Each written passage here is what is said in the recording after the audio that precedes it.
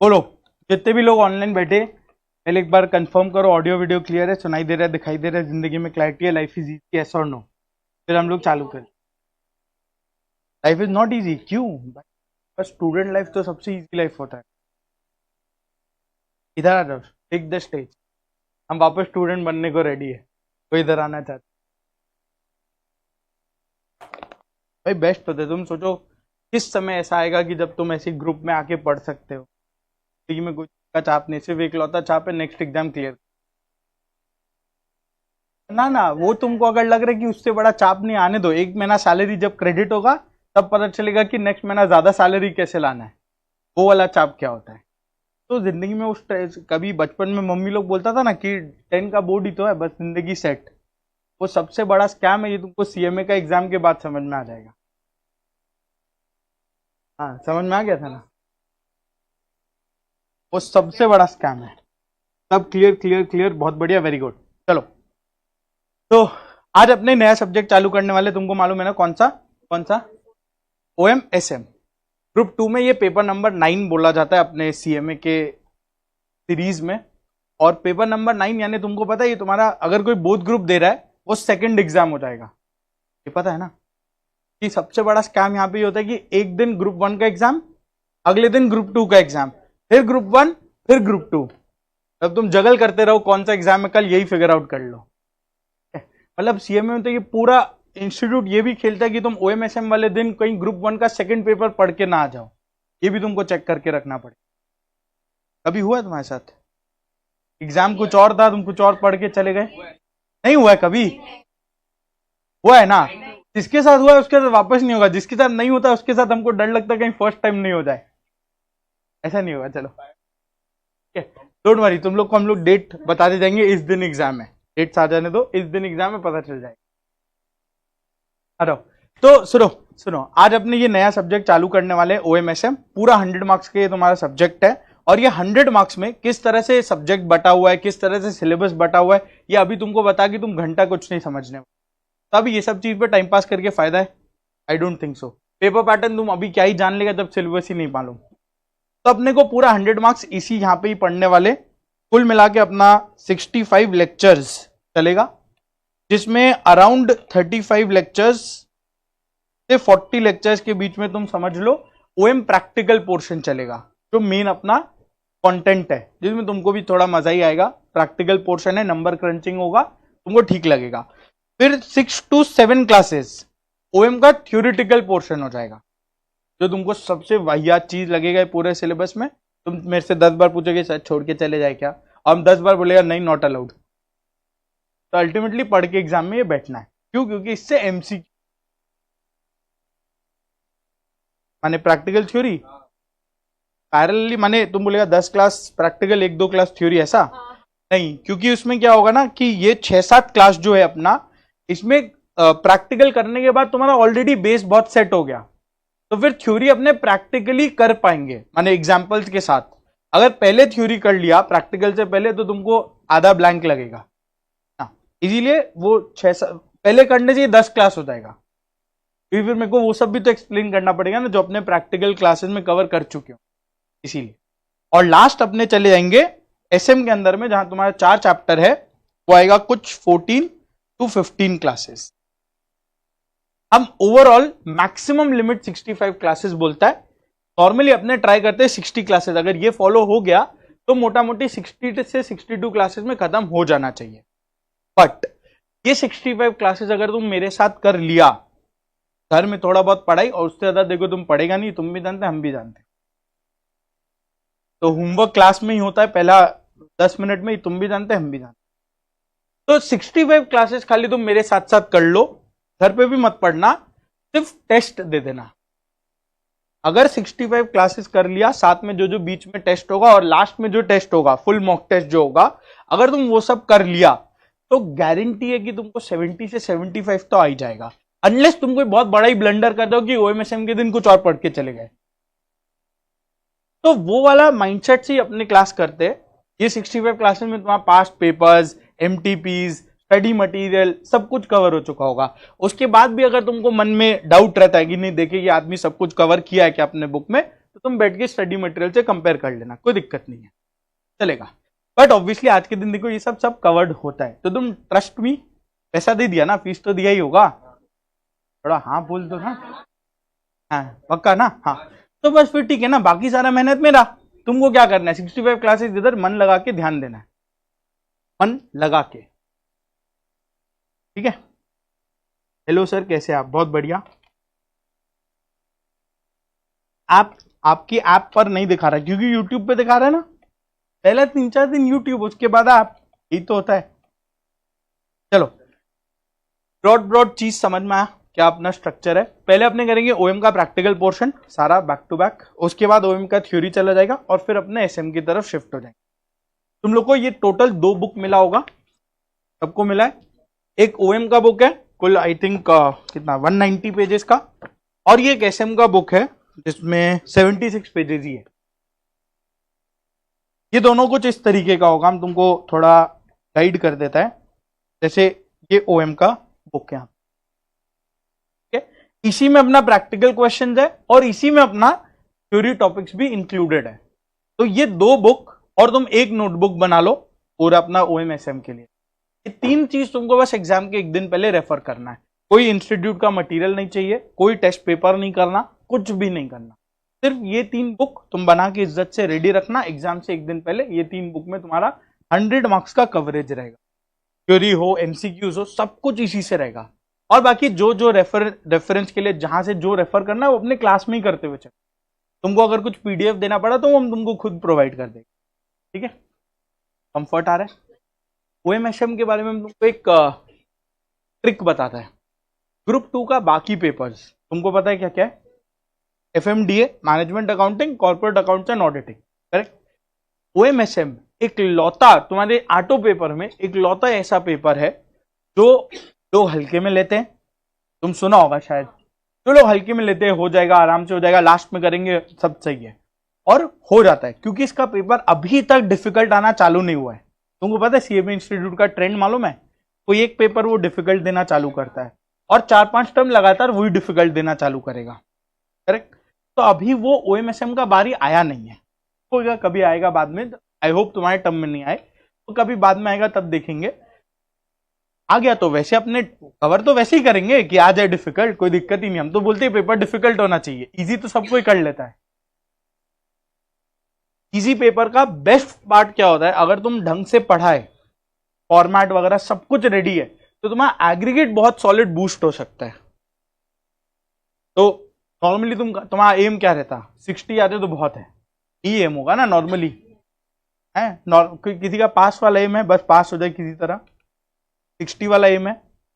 बाकी लोग का एम कुछ तो ज्यादा, हाँ ये ठीक है, 3-4 दिन बाद कम हो जाएगा। हाँ नहीं तो मतलब टारगेट उनको यही करना पड़ेगा यार कि 80-85 अपने को हर पेपर में टारगेट करने, तब जाके कट कुटा के 45-50 में पहुंचेंगे, ठीक है। तो चलो, तो अपना टारगेट यही होगा ओएमएसएम के अंदर में। मेरा गोल ये है कि तुम्हारा पूरे पेपर का एग्रीगेट बढ़ाना है, और ट्रस्ट भी 93, 94, 95 तक लोगों को मिलता है ओएमएसएम, जबकि इसमें थ्योरी भी इंक्लूडेड है, फिर भी मिल जाता। तो थोड़ा सा एफर्ट और एग्रीगेट अपना सॉलिड बूस्ट हो सकता है। टाइमिंग चेंज कीजिए ना, टाइमिंग चेंज कीजिए, बैक टू बैक क्लास है, इससे बेटर हर बार ये टाइम होता है।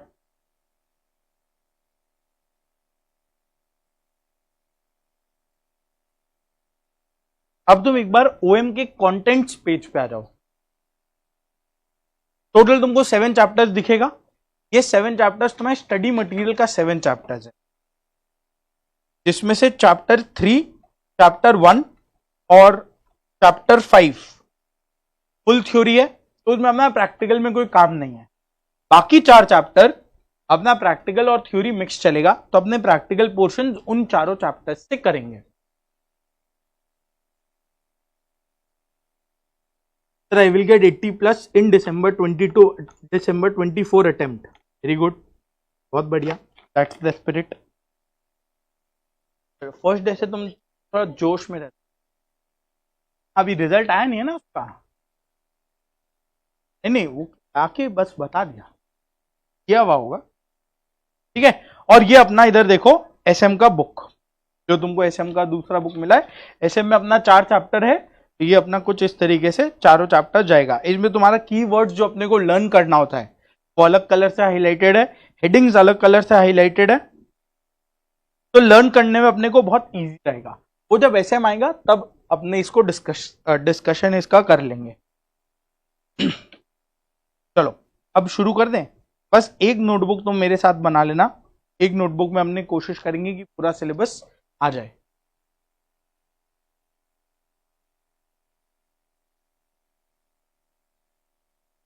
यहां तक डन है?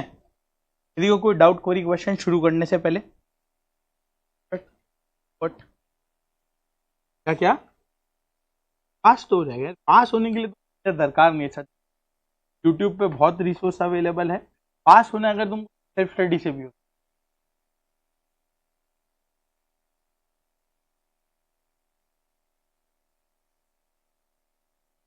हाँ एक नोटबुक बना लो प्राची, काम हो जाएगा।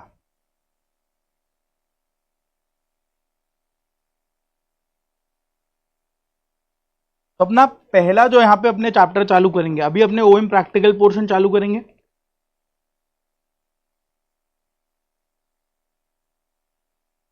और इसमें अपना फर्स्ट चैप्टर होगा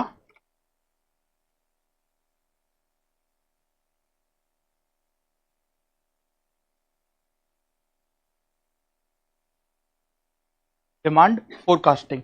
बट उससे पहले, डिमांड चालू करने से पहले ओएम होता क्या है तुमको ये पता है क्या? What is Om?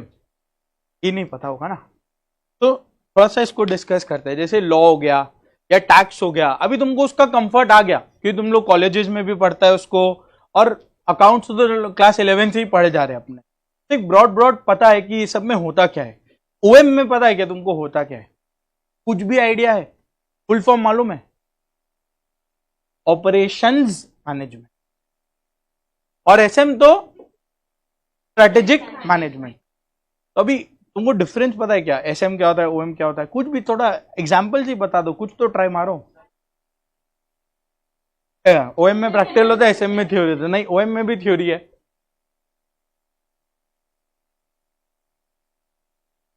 Day to day business operations को मैनेज करना, ठीक है? ये चतुर वाला आंसर। रांजो दास वाला आंसर दो यार, एग्जाम्पल वाला।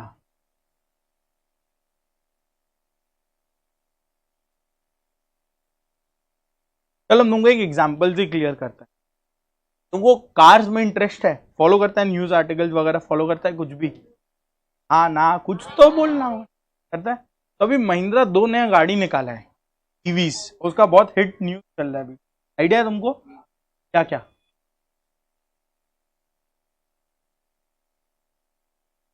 एक है BE6C, इसको नाम दिया बी सेक्सी, तो ये इस तरह से इसको हाईलाइट किया, हाँ सच्ची में। और दूसरा है XCV9, हाँ मालूम है, उस पर भी आते हैं अपने। ये 2 मॉडल्स, ये 2 नया गाड़ी निकाले महिंद्रा, और वो बहुत सुपर डिजाइन के साथ गाड़ी निकाले। तुमको दिखा भी देता है, वरना तुम बोलेगा ये क्या है पता नहीं।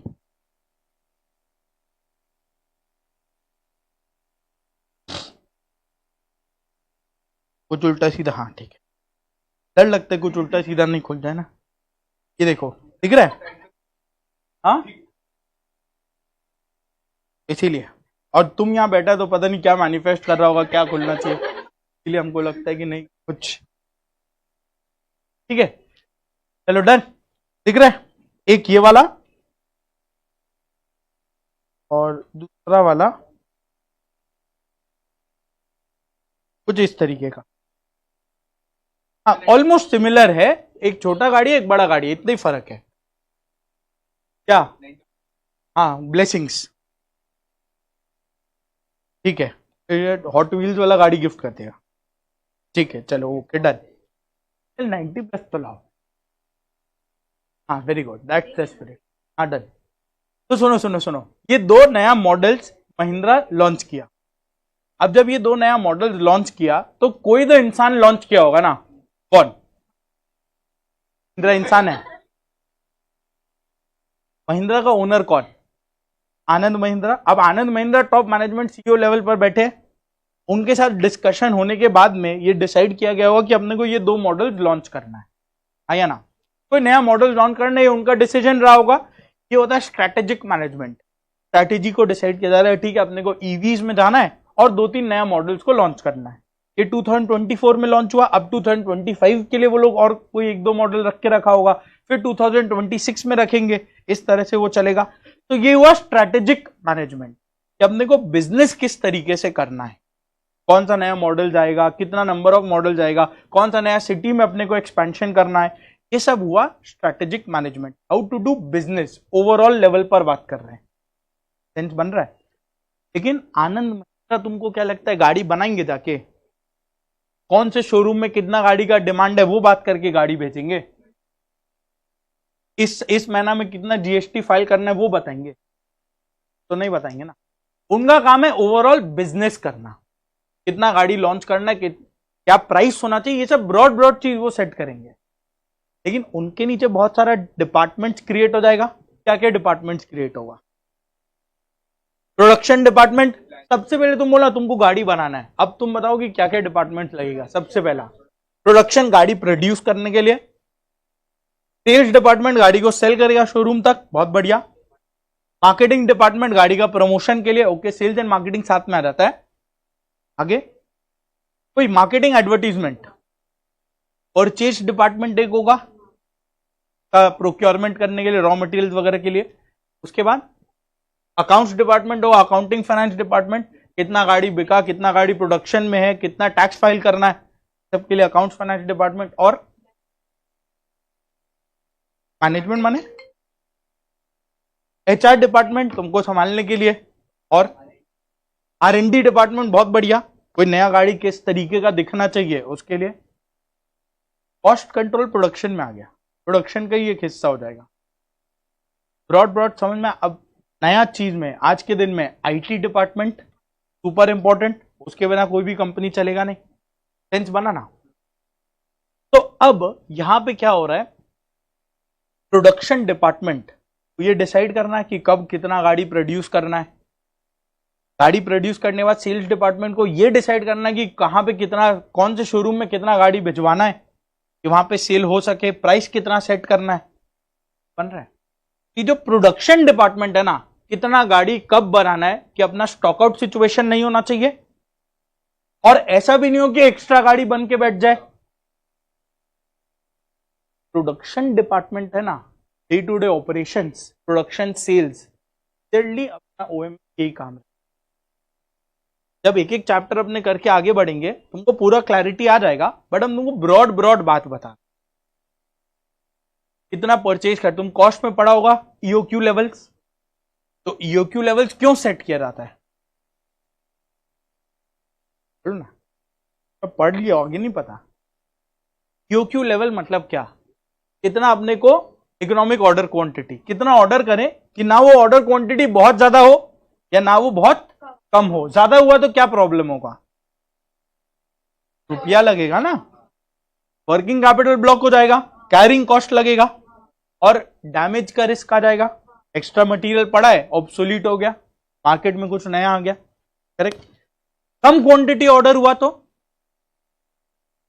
शॉर्टेज का रिस्क आ जाएगा। और डिमांड, अगर शॉर्टेज है, डिमांड आ रहा है, तुम गाड़ी बना नहीं सकते, तो वहां पे प्राइस बढ़ेगा, लोग शिफ्ट हो जाएंगे। तुम्हारे पास शॉर्टेज है, कॉम्पिटिटर के पास तो शॉर्टेज नहीं है ना, लोग शिफ्ट हो जाएंगे उसके ऊपर में, सॉरी उसकी तरफ में, करेक्ट ना। सोच समझ के बोलना, सेंस बना। तो अब ये परचेज डिपार्टमेंट, ये भी तो डे टू डे ऑपरेशन हुआ ना, कितना ऑर्डर करेगी, ना वो बहुत ज्यादा क्वांटिटी ऑर्डर हो ना वो बहुत कम क्वांटिटी ऑर्डर हो। तो जो ना हर जगह ऑपरेशन लगता है। एक रेस्टोरेंट में गया है, तुम भी सोचा होगा ना ये भी अपना संभालता कैसे है, कितना क्वांटिटी ये बना के रखे खाना कि ना एंड पे, डे एंड पे बहुत ज्यादा वेस्टेज हो और कम भी नहीं पड़ना चाहिए। शादी वगैरह में अटेंड किया होगा, खाने जाता है अपने, है ना, तो उसमें भी खाने का यही तो डिसाइड करना पड़ता है ना, कितना क्वांटिटी में खाना बनाया जाए कि बहुत ज्यादा होने से वेस्टेज है और कम होने से लोग गाली देंगे, हिंदी वाला, सेंस बन रहा है ना, पैसा भी दिया और खाना भी नहीं मिला, करेक्ट। इसीलिए अब तुम तो ये सब क्या है, ऑपरेशन ही तो है। अब यहां बैठ के आनंद महिंद्रा तो नहीं डिसाइड करेंगे ना कितना गाड़ी प्रोडक्शन होना चाहिए। उनका काम था बताना कि 2 नया मॉडल आना चाहिए और गाड़ी अप्रूव कर दिया कि ये दोनों मॉडल लॉन्च कर सकते हैं अपने। अब आगे बिजनेस क्या करनी तो उसके लिए डिपार्टमेंट सेट किया हुआ है। तो कुछ इस तरीके का। वैसे इसमें भी हम तुमको बता दें कि 6E के वजह से महिंद्रा पे केस हो गया था, कुछ आइडिया है का?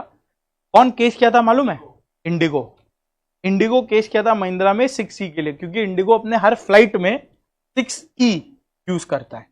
उसका फ्लाइट नंबर 6E डैश कुछ 710 310 जो भी बना। तब इंडिगो जब केस किया तो महिंद्रा E हटा दिया, PE6 छोड़ दिया। तो ट्रेडमार्क लिया हुआ है ना इंडिगो का, तो वहां पर वो लीगल बैटल आ जाता है, तो उसके लिए लीगल डिपार्टमेंट काम करता है। तो इस तरीके से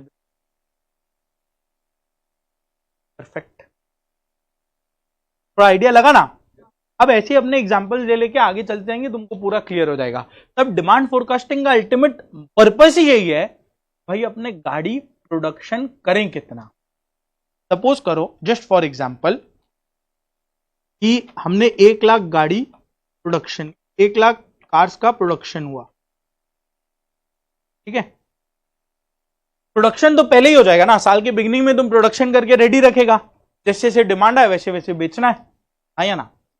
करेक्ट। अब सपोज करो डिमांड आया 2 लाख का, ये 1 लाख वो कैसे डिसाइड किया? रैंडमली। प्रोडक्शन डिपार्टमेंट बैठा, मिला, एक मीटिंग किया, राउंड टेबल कॉन्फ्रेंस, और बोले 1 लाख गाड़ी बनाते देखा जाएगा। अभी देखा जाएगा वर्ड बहुत रिस्की है। एक तरफ डिमांड, एक ऑप्शन है डिमांड ज्यादा आ जाए 2 लाख यूनिट का, या दूसरा ऑप्शन है डिमांड कम आ जाए, लेट से 50,000 यूनिट का। तो अगर डिमांड 2 लाख का आ गया तो बोलो प्रॉब्लम क्या होगा? बोलो क्या क्या प्रॉब्लम हो सकता है इसमें? सबसे बड़ा स्टॉकआउट सिचुएशन आएगा,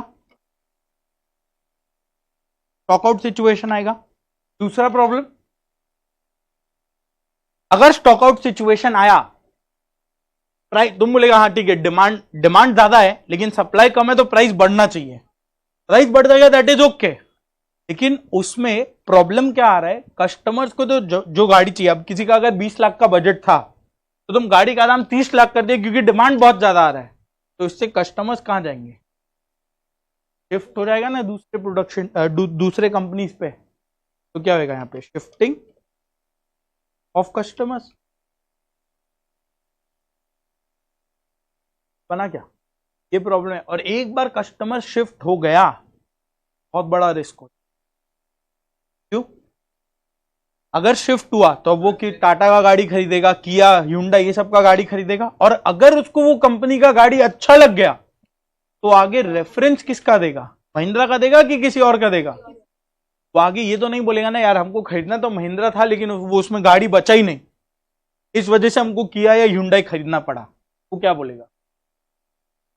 ये आपने चला रहे बहुत बढ़िया चल रहा है, तुम भी वही ले ले। ये अपने बात करते हैं नॉर्मली। ये बहुत बड़ा, ये जो शिफ्टिंग ऑफ कस्टमर्स है ना, बहुत बड़ा रिस्क है। और ये रिस्क किस वजह से है? स्टॉकआउट। तो इसीलिए कंपनी के लिए सबसे बेकार चीज होता है स्टॉकआउट सिचुएशन, क्योंकि वहां पे कस्टमर लेने को गाड़ी रेडी है लेकिन तुम अपनी गलती की वजह से गाड़ी बेच नहीं पा रहे। अब इसके बाद तुम बोलेगा कि कस्टमर शिफ्ट हो गया, तो शिफ्ट होएगा ही ना। बना क्या? पक्का बन रहा है। अब अगर डिमांड 50,000 ही आता है तब क्या होगा? बोलो बोलो ना। इस केस में तो demand was greater than supply. अब राइट साइड वाले केस में क्या होगा? सप्लाई ग्रेटर देन डिमांड हो गया। तो जब सप्लाई ग्रेटर देन डिमांड है, इसमें क्या सिचुएशन? 1.5 लाख गाड़ी तुम्हारे पास एक्स्ट्रा पड़ा है, अब तुम इसमें क्या करोगे? कैरिंग कॉस्ट लगेगा, वर्किंग कैपिटल ब्लॉक, स्टोरेज का खर्चा अलग, और रिस्क डैमेज का, डैमेज रिस्क, या इसको अपने बोलते हैं ऑब्सोलेसेंस। ऑब्सोलेसेंस समझते हैं? गाड़ी पुराना भी तो हो जाएगा ना। अगले साल तुम बोलेगा कि मेरे पास गाड़ी पड़ा है पिछले साल का, लोग खरीदने कोई रेडी नहीं होंगे। क्यों? उनको तो नया मॉडल चाहिए ना, तो जो लेटेस्ट है मार्केट में फुल फीचर्स के साथ वो चाहिए। परफेक्ट। यानी इससे प्रॉब्लम क्या आ रहा है, ये दोनों सिचुएशन क्यों अराइज किया? इसलिए अराइज किया कि तुम अल्टप्पा समझता है, रैंडमली तुम बोले कि हम 1 लाख गाड़ी बनाते, कोई मार्केट असेसमेंट किया नहीं, जाके लोगों से पूछे नहीं कि आप इंटरेस्टेड हैं गाड़ी खरीदने के लिए। अगर थोड़ा सा सर्वे और रिसर्च करता, शायद पता एक आइडिया लग जाता है डिमांड का, है या ना। तो यहां पे आ जाता है अपना नीड फॉर डिमांड फोरकास्ट। कभी ज्योतिष के पास गए? ज्योतिष के पास नहीं गया ना, जाके भी कुछ नहीं होगा। तो जाके क्या करेगा, वहां हाथ पड़ेगा और बोल देगा ये ग्रह वो ग्रह इधर उधर गड़बड़ चल रहा है, तो तुम्हारा कुछ नहीं हो सकता। के लिए ये पूजा कर लो वो पूजा, कभी कोई ज्योतिष किसी के लिए अच्छा नहीं बोलते, हम तो नहीं सुना है किसी के लिए वो अच्छा बोले। तो वो यही बोलेगा ये गड़बड़ है वो गड़बड़ है, रास्ते में मत निकलना, अभी उड़ जाएगा, ये वो हो जाएगा, सब कुछ बोलेगा वो, ठीक है। तो उसके लिए वो तुमको 36 अलग अलग पूजा बता देगा कि ये करना ठीक हो जाएगा। तो अब वो कुछ बेसिस पे फोरकास्ट किया कि रैंडमली तुमको बता दिया? क्या बेसिस पे? हाथ पड़ा, उसको क्या दिखा जो हम लोग को नहीं दिख रहा है?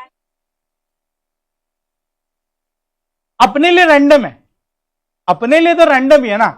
हाँ, वो कुछ बोलता है कि हम तो मैथ्स के पीछे कर रहे हैं, अपने लिए वो रैंडम है। और थोड़ा सा बेटर एग्जांपल, तुम क्रिकेट मैच के ऊपर में कभी बेटिंग किया है क्या? ना, आईपीएल मैच, क्रिकेट मैच में बेटिंग किया है? हाँ, बेटिंग किया, इंडिया जीतेगा, ऑस्ट्रेलिया जीतेगा, पाकिस्तान जीतेगा, ऐसा पाकिस्तान पे कभी बेट किया क्या? कोई भी है जो किया? एक बार हाथ उठाना। हाँ, तो वो ठीक है। इंडिया पाकिस्तान में किया है क्या? हाँ, फिर ठीक है, तब ठीक है, चलेगा। अब सपोज करो तुम बेटिंग कर रहे हैं, तुमको मालूम है कि तुम विराट कोहली से पूछ क्या था कि जीतेगा कि हारेगा, तो अल्टप्पा ही बेट किया ना, बोला हाँ इंडिया ही जीतेगा। इमोशनल बेटिंग था वो, हाँ या ना? बोलो ना। पिच कंडीशन ये सब देख के बैटिंग किया था क्या? रैंडम? क्या पिच कंडीशन देख के? हाँ, तो अभी तुम प्रो हो गया है ना, इतना बैटिंग किया तो प्रो होएगा ही। बट अपने नॉर्मली रैंडम ही करेंगे ना। अगर वो ऐसे एकदम शौकिया बैटिंग कर रहा है, कोई बहुत बड़ा मैच आ रहा है इंडिया पाकिस्तान का, चल इंडिया पे बैट करते, तो रैंडम बैटिंग हुआ ना। तो तुम दोस्त के साथ बैट कर रहे हो, वो बोलेगा ऑस्ट्रेलिया का जर्सी पहन के बैठ गया, तुम इंडिया पहन के बैठा, तो झगड़ा तो होएगा ही। और तुम वो टॉन्ट, उनका मैच खत्म हो गया, तुम्हारा टॉन्ट 2 दिन टन रहा है, देखा, और कर सपोर्ट ऑस्ट्रेलिया को, सेंस बना ना। सब रैंडम बैटिंग, रैंडम फोरकास्ट है, इसके पीछे कोई बेस नहीं है, कोई कैलकुलेशन नहीं है, तुम रैंडमली कर रहे हो। अभी थोड़ा सा एक बेसिस के ऊपर शिफ्ट करते हैं, तुमको पूरा एकदम एग्जाम्पल जब लेते हुए चलेगा, कुछ भी ऐसा रट्टा वट्टा नहीं मारेंगे। देखो इधर, स्टॉक मार्केट में किसी को इंटरेस्ट है क्या? Very good. हाँ, वैसे मेरा तुमको ये बता दिया जाए, मेरा पहला प्यार फाइनेंस ही है, स्टॉक मार्केट। थोड़ा ये टीचिंग इज गुड, मेरा वो सेकंड लव है। घर तक क्लास चला गया, वही अभी याद आ गया। अब तो मेरे को ठीक है, ये थर्ड लव है और सेकंड लव मेरा स्टॉक मार्केट है, ऐसा ही तुम समझ लो, चलेगा ना। फर्स्ट लव सबको पता है, नहीं पता क्या बोल रहे हैं? फर्स्ट लव यही है मेरा। अब क्या अच्छा हुआ याद आ गया।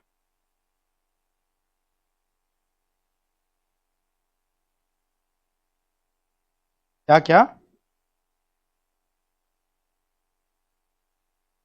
है ना, दो दो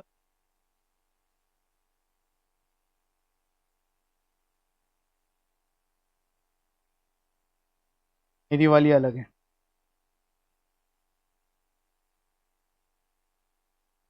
काम नहीं है, तुम उल्टा सीधा मत बोलो।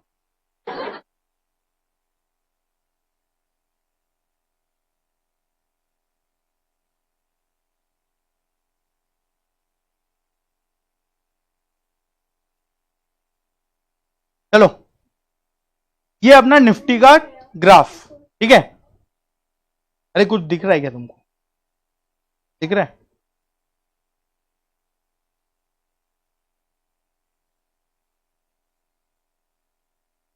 तब सिखाएंगे, पहले एग्जाम सीख लो। हाँ, थक तेरी की। ठीक। क्या एग्जाम के लिए? ये नहीं नहीं। हाँ, वही तो, वही सीख रहे हैं अपने। हाँ ये वाला ठीक है, अपने एग्जाम के बाद इसको भी सीख लेंगे, टेंशन मत ले। अभी इसको सीखना है? हाँ ठीक है। अच्छा ठीक, पहले चलो अभी चलते, ये भी हम प्लान कर लिया तुम्हारे लिए। सुनो देखो इधर, तो यहाँ पे तुमको एक चार्ट दिख रहा है कि अपना निफ्टी 50 इंडेक्स का है। अब तुमको ये देख के अगर पूछा जाए नेक्स्ट 6 महीने में क्या होने वाला है या क्या होना चाहिए, तुम बता सकेगा क्या? ये देख के बता पाएगा कुछ? नहीं बता पाएगा? चलो ठीक है।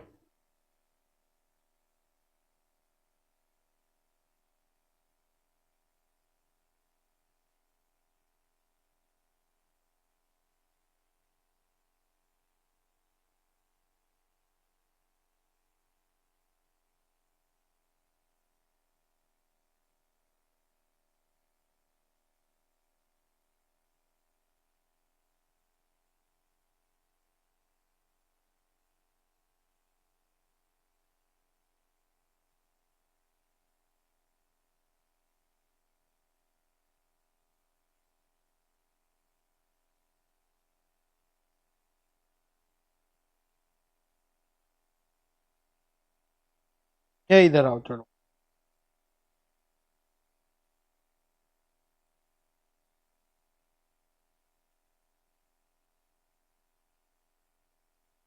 ये देखो, ये निफ्टी 50 का ग्राफ है, ठीक है। ये थोड़ा पहले का है, अभी का नहीं है, बट ये तुमको रिलेट करने में हेल्प करेगा। तुम ये देख के कुछ बता सकते हैं कि आगे क्या होना चाहिए? नहीं, तुमको तो इसमें कुछ झिकझिक ही दिख रहा होगा, उसके आगे कुछ नहीं अपने को समझ में आ रहा है, राइट? हाँ या ना?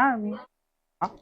अभी अगर हम तुमको इसको थोड़ा सा सिंप्लीफाई करें, थोड़ा सा और इसको सिंप्लीफाई अगर कर दिया जाए,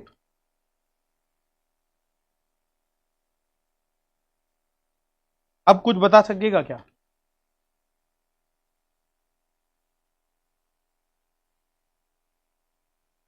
अब कुछ बता सकेगा? दिख रहा है ना, एक सांप की तरह कुछ तो बढ़ ही रहा है, करेक्ट? अब कुछ बता सकेगा? अब तो क्लियर ट्रेंड समझ में आ रहा है कि ये इंक्रीजिंग है या ना? तब अगर कोई तुमसे पूछे कि आगे जाके स्टॉक मार्केट क्या होना चाहिए, तुम इतना तो बोल सकते हैं ना कि अगर दो प्रोबेबिलिटी अपने पास, या तो बढ़ेगा या गिरेगा, और तीसरा कुछ नहीं बचता ना, तो इसमें ज्यादा चांस किसका दिख रहा है? बढ़ने का। किस बेसिस पे तुम बोला? हिस्ट्री के बेसिस पे। हिस्ट्री के बेसिस, ये हिस्ट्री है ना तुम्हारे सामने, ये तो हो चुका। अब तुमसे पूछा जा रहा है इसके बेसिस पे बताओ आगे क्या होना चाहिए। क्या तुम बोल सकता है कि अगर अभी तक बढ़ा है तो हो सकता है 2-3 दिन गिरे, लेकिन ओवर अ टाइम तो बढ़ेगा ही, हाँ या ना? करेक्ट है ना? बना। तब यहां पे अपने अल्टप्पा मारे कि कुछ बेसिस के ऊपर बोला। किसके ऊपर बोला? हाँ, अगर हम तुमसे रैंडमली ये पूछता, तुमको आइडिया वाइडिया नहीं हो, रैंडमली मेरे को बताओ कि कल निफ्टी क्या होना चाहिए, बढ़ेगा या घटेगा, वो बेसलेस हो जाता, वो रैंडम हो जाता कि अपने को कोई डेटा वेटा तो मालूम नहीं, रैंडमली कर दिए। बट अगर वही चीज आरबीआई का मॉनेटरी पॉलिसी आता है या अभी बजट आने वाला होता है, तुम बजट को रीड करके फिर कुछ डिसीजन लेते हो, तो बेसलेस हुआ कि कुछ बेसिस हुआ ना? पक्का? ये बेसिस के साथ फोरकास्टिंग सेंस बन रहा है थोड़ा थोड़ा?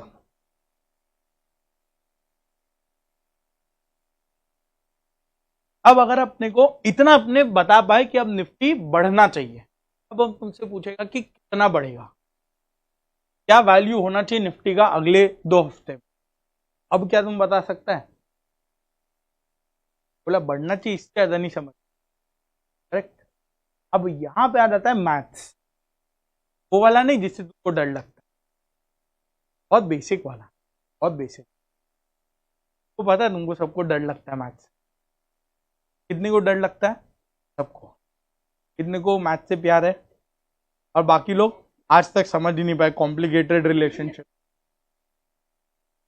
नहीं नहीं, मैथ्स का इसमें कोई ज्यादा काम नहीं, तुम टेंशन मत लेना। जब भी हम वर्ड मैथ बोलते हैं ना तुम्हें बुखार चढ़ जाता है, इसीलिए तुम टेंशन मत लेना। बहुत बेसिक प्लस माइनस उतना तो आता है ना, वही वाला काम है, कोई ट्रिगो प्रिगो कुछ नहीं। चिल मार के बैठना। तो इधर देखो, अगर ये मैथ्स के बेसिस पे प्रिडिक्ट, और ये नहीं डरने का मैथ्स से, तो अगर यहां मैथ्स इंक्लूड कर दे तब हम लोग एग्जैक्ट फोरकास्ट कर पाएंगे कि निफ्टी का वैल्यू क्या होना चाहिए।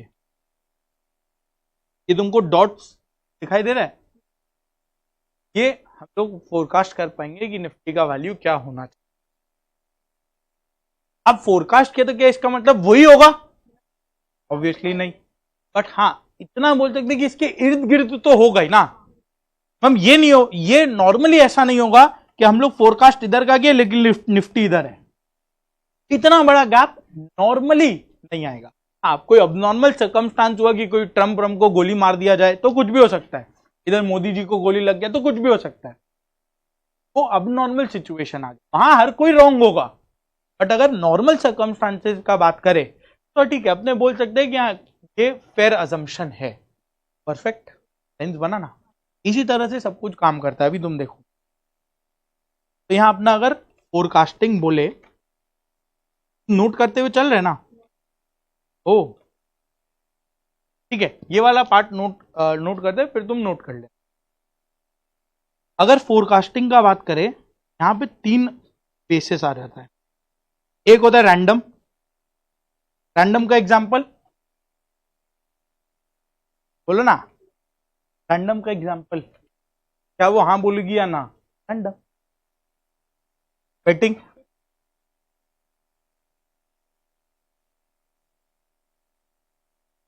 बेटिंग, ज्योतिष, लॉटरी, बिल्कुल सही। और सेज बेटिंग एक ही बात, सही है, परफेक्ट। सेकंड आया अपना जहां पे कोई बेसिस एग्जिस्ट करता है, कुछ तो बेसिस एग्जिस्ट करता है जहां पे, एग्जांपल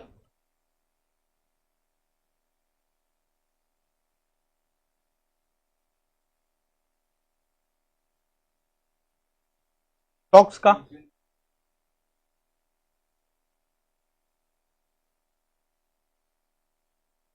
वेदर फोरकास्टिंग जानता है? तो अभी भी गूगल पे चेक करो, हो सकता है दिखा दे कल बारिश होगा। आधा टाइम वो सच नहीं होता, बट फिर भी वो कभी तो सच होता है ना, तो फोरकास्ट करके तो बता रहा है ना तुमको। अब फोरकास्ट में ये चीज होता है कि वो ऑब्वियसली गलत हो ही सकता है, that is why it is forecast, वो एक्यूरेट नहीं होता, लेकिन वो कुछ तो एक बताया ना तुमको। चलो ये सब डे टू डे बारिश वारिश वो गड़बड़ बता सकता है, लेकिन जब कोई साइक्लोन अलर्ट होता है तब तो वो एक्यूरेटली बता देता है ना कि इस समय से इस समय साइक्लोन का अलर्ट है, घर में रहिए। नहीं बताता तो तुम अचानक चल रहे हो, सर पे कुछ गिर गया, पॉसिबिलिटी है ना ये सब चीज। तो कुछ बेसिस पे ही तो फोरकास्ट किया ना, कि रैंडम बोल दिया अभी अभी साइक्लोन आएगा, बेसिस था। तीसरा आ जाता है मैथमेटिकल मॉडल्स के बेसिस पर, जिसमें अपने सिलेबस में 3 मेथड।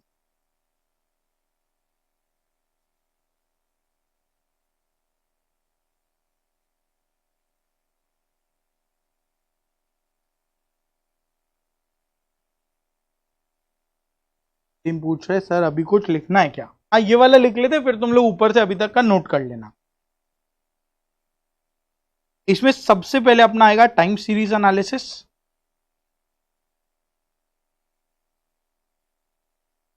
दूसरा आएगा कैजुअल रिलेशनशिप एनालिसिस, तुम सोच रहे हो वो नहीं,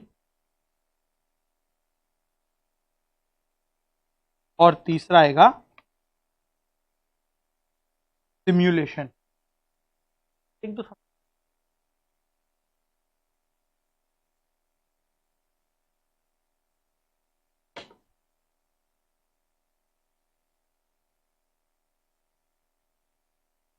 सिम्युलेशन, SIMU।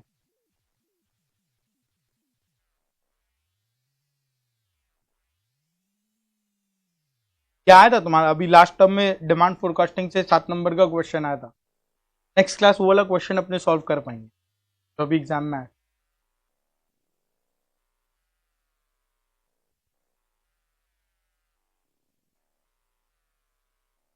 अब तुम अगर इसको नोट करना चाहो कर लेना, ये वाला ग्राफ ऑब्वियसली तुम नोट नहीं कर पाएगा, इसको स्किप कर दो, हम ये क्वेश्चन के बेसिस पे एक बनवा देगा तुमको, तुम ये वाला कर लो नोट और फिर ये वाले को नोट। हाँ हाँ, नीचे वाला कर लिया तो बस इसको नोट कर लो।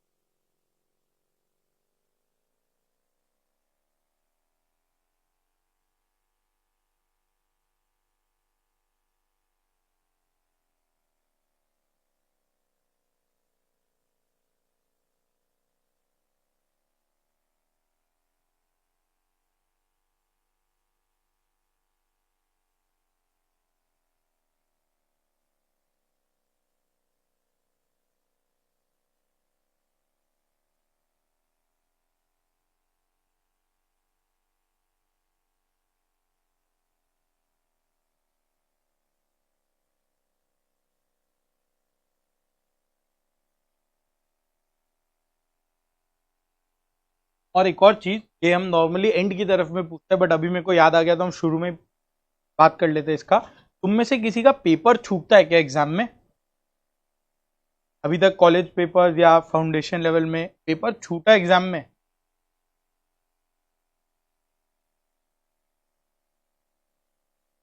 अटकने वाला नहीं, माने राइटिंग स्पीड के वजह से, स्लो राइटिंग। तुमको सबको पता होता है मेरा राइटिंग स्लो है या फास्ट है।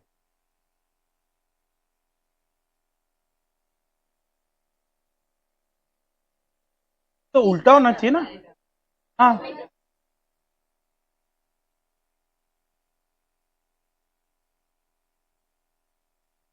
आराम से लिखते हैं।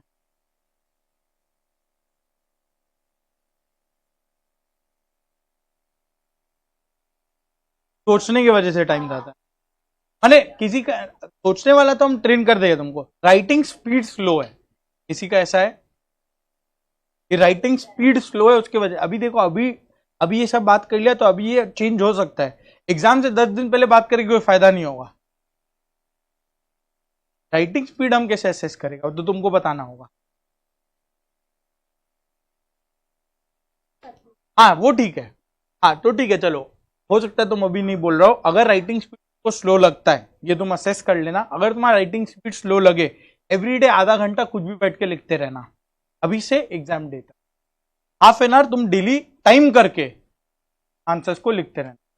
और अभी से तुम ऑब्वियसली अलग अलग सब्जेक्ट का अलग अलग टेस्ट देगा, हर टेस्ट को इंश्योर करना कि टाइम के अंदर अंदर में खत्म कर। अगर वो तुम फॉलो कर लिया, तुम्हारा मेन एग्जाम भी टाइम के अंदर ही खत्म होगा।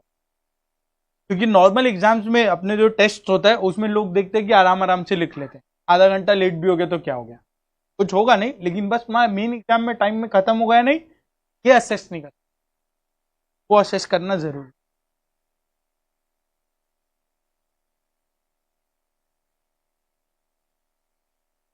हाँ बोल रही राइटिंग, तो ये वाला करना है every day half an our, कुछ भी लिखो। या इनफैक्ट अगर हम यही बोलता है, जब तुम लोग क्लास भी करेगा, अभी तो करेगा 4-4 क्लास करेगा एग्जाम तक, जब नोट्स कॉपी कर रहा है ना, बहुत सजाने में टाइम वेस्ट मत करो, थोड़ा स्पीड मेंटेन करके नोट्स कॉपी करो, तो उससे क्या होगा, एक हैबिट क्रिएट हो जाएगा तुम्हारा कि हमको फास्ट लिखना।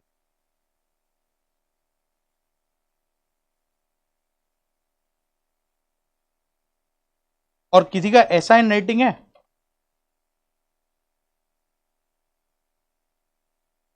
टूटा हुआ,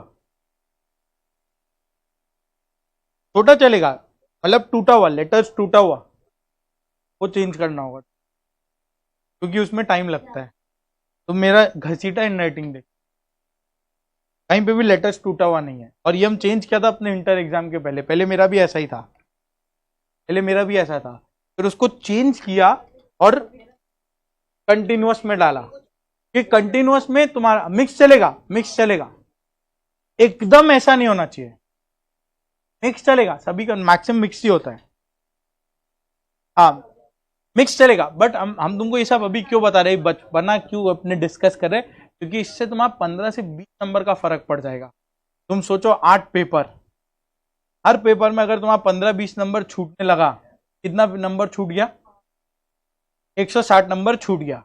अब 160 नंबर अगर तुम कुछ भी लिख देता, हो सकता है तुमको नहीं भी आता हो, फिर भी तुम अटेम्प्ट करता, वो 160 में 20 नंबर तो मिल ही सकता था ना, 10% मार्क्स तो मिल सकता था, 20 नंबर मिल जाता। किसी को फेल होते हुए 50-60 नंबर से सुना है?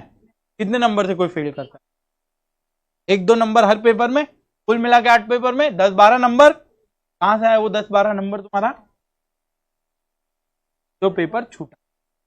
इसलिए पेपर नहीं आना चलेगा, तुमको पूरा 100 मार्क नहीं आता वो भी चलेगा, लेकिन अगर तुम पेपर 15 नंबर छोड़ दिया, वो बहुत बड़ा ब्लंडर है, ब्लंडर, छोड़ नहीं सकते तुम, क्योंकि छोड़ना मतलब एग्जामिनर को सामने तुम चीख के बता दिया हमको नहीं आता, वो ये नहीं सोचेगा कि टाइम की वजह से छूटा, वो सीधा ये सोचेगा कि इसको नहीं आता था इसलिए इसने छोड़ दिया। माइंड चेक, सामने भी तो इंसान ही चेक कर रहा है, क्यों उसको बता रहे हो कि हमको नहीं आता? ये नहीं करने का। 150 नंबर पूरा तुमको लिखना है, चाहे तुम हर आंसर को कम लिखो चलेगा, but you to attempt 100 marks. ये तुम अभी से लेके ये प्रैक्टिस चालू कर दो, जो टेस्ट दो, जो नोट्स फॉलो करो, जो नोट्स बनाओ, स्पीड मेंटेन करो। नहीं आता चलेगा, लेकिन 3 घंटे में पेपर खत्म होना चाहिए, और ये एकदम पॉसिबल है, एकदम पॉसिबल है। जब हम लोग इंटर का एग्जाम हम लोग का होता था, एमसीक्यू भी नहीं था, एमसीक्यू तो टाइम सेविंग ही है, हम लोग के समय में तो 100 मार्क्स पूरा रिटर्न होता था, फिर भी खत्म हो जाता था। तो it is all about mindset. अगर तुम ठान लिया ना कि तुमको 3 घंटे में एग्जाम खत्म करना है, तो हो गई होगा। ये अगर मान के चलेगा तो तुम्हारा 1-2 नंबर 4 नंबर छूटेगा, ऐसा नहीं कि 100 तुम्हारा पूरा खत्म हो गया और तुम आराम से बैठे हो, वो तो होगा ही नहीं, हो रहा है तो भी गलत है, वो भी नहीं होना चाहिए। तो इसीलिए मतलब अगर वो तुम माइंडसेट रखेगा तो चलो तुम्हारा 2-3 नंबर छूटेगा, बट एटलीस्ट 20-20 नंबर नहीं छूटेगा। ये सब तुमको छोटा छोटा चीज बिल्ड करना पड़ेगा। क्लासेस का फायदा यही होता है, सिलेबस तो अपने कर ही लेंगे, सिलेबस तो कोई भी कर लेगा, सही, परफेक्ट। चलो कौन सा पेन यूज करें, कौन सा पेन बढ़िया है तुम लोग बता दो। देखो हम यूज किया था लिंक ग्लाइसर, लिंक ग्लाइसर, हाँ ओएमआर शीट में हो गया, क्या हो गया उसमें?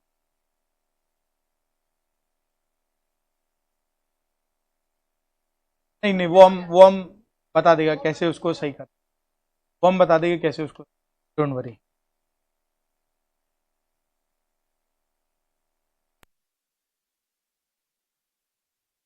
तुम टेंशन क्यों ले रहे, कहीं तो हम लोग भी काम आएंगे ना, डोंट वरी।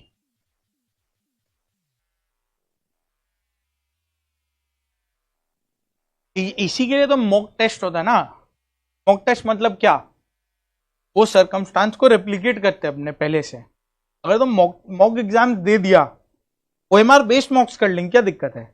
अगर तुम वो कर लिया टाइम के अंदर में, तो तुम मेन एग्जाम भी अटेम्प्ट कर पाएगा, ऐसा टेंशन नहीं। और बाकी तुमको मेन एग्जाम को मेन एग्जाम मतलब ऐसे क्यों ट्रीट करने की मेरा लाइफ स्पीड डिपेंड करता है, ऐसा नहीं होता है। Treat it just like any other exam, fill मार के दो। क्लास 10 में भी तुम प्रेशर लिया ही होगा, आ गया ना यहाँ तक, 12 में भी प्रेशर लिया होगा, यहाँ तक आ गया, नहीं लिया कम हो गया, ठीक है। उल्टा होना चाहिए था, जबकि 12 में लेना था 10 में नहीं लेना था, उल्टा हो गया।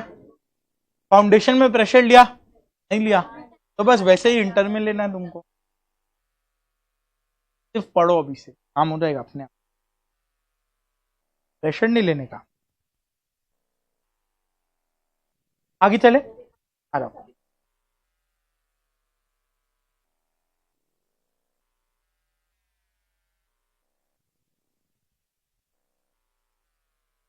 पेज 14 पे आओ एक बार, page 14,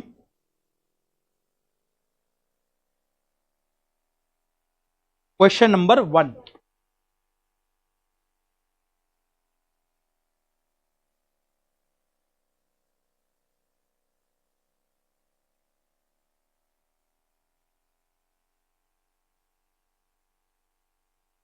from the following time series data project the sales for the next 3 years।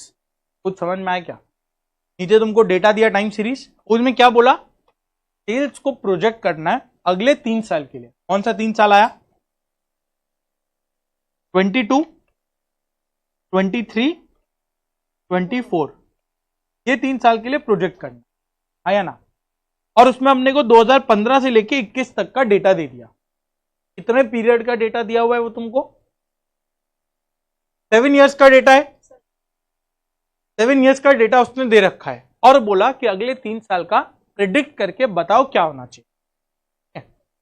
एक सम, यहां पे अभी अपने फॉर्मेट कुछ नहीं देखेंगे, लॉजिक से इसको सॉल्व करेंगे। सेकंड सम से तुमको फॉर्मेट करवा चलेगा।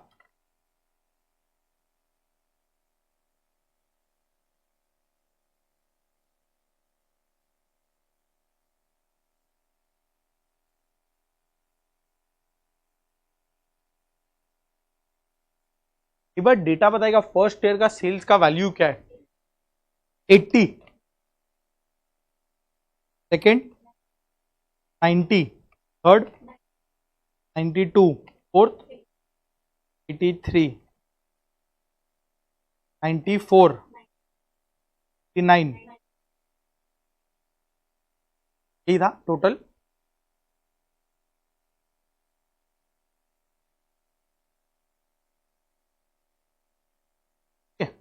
अब अगर ये वाला देखो, कुछ इस तरीके का आ सकता है क्या?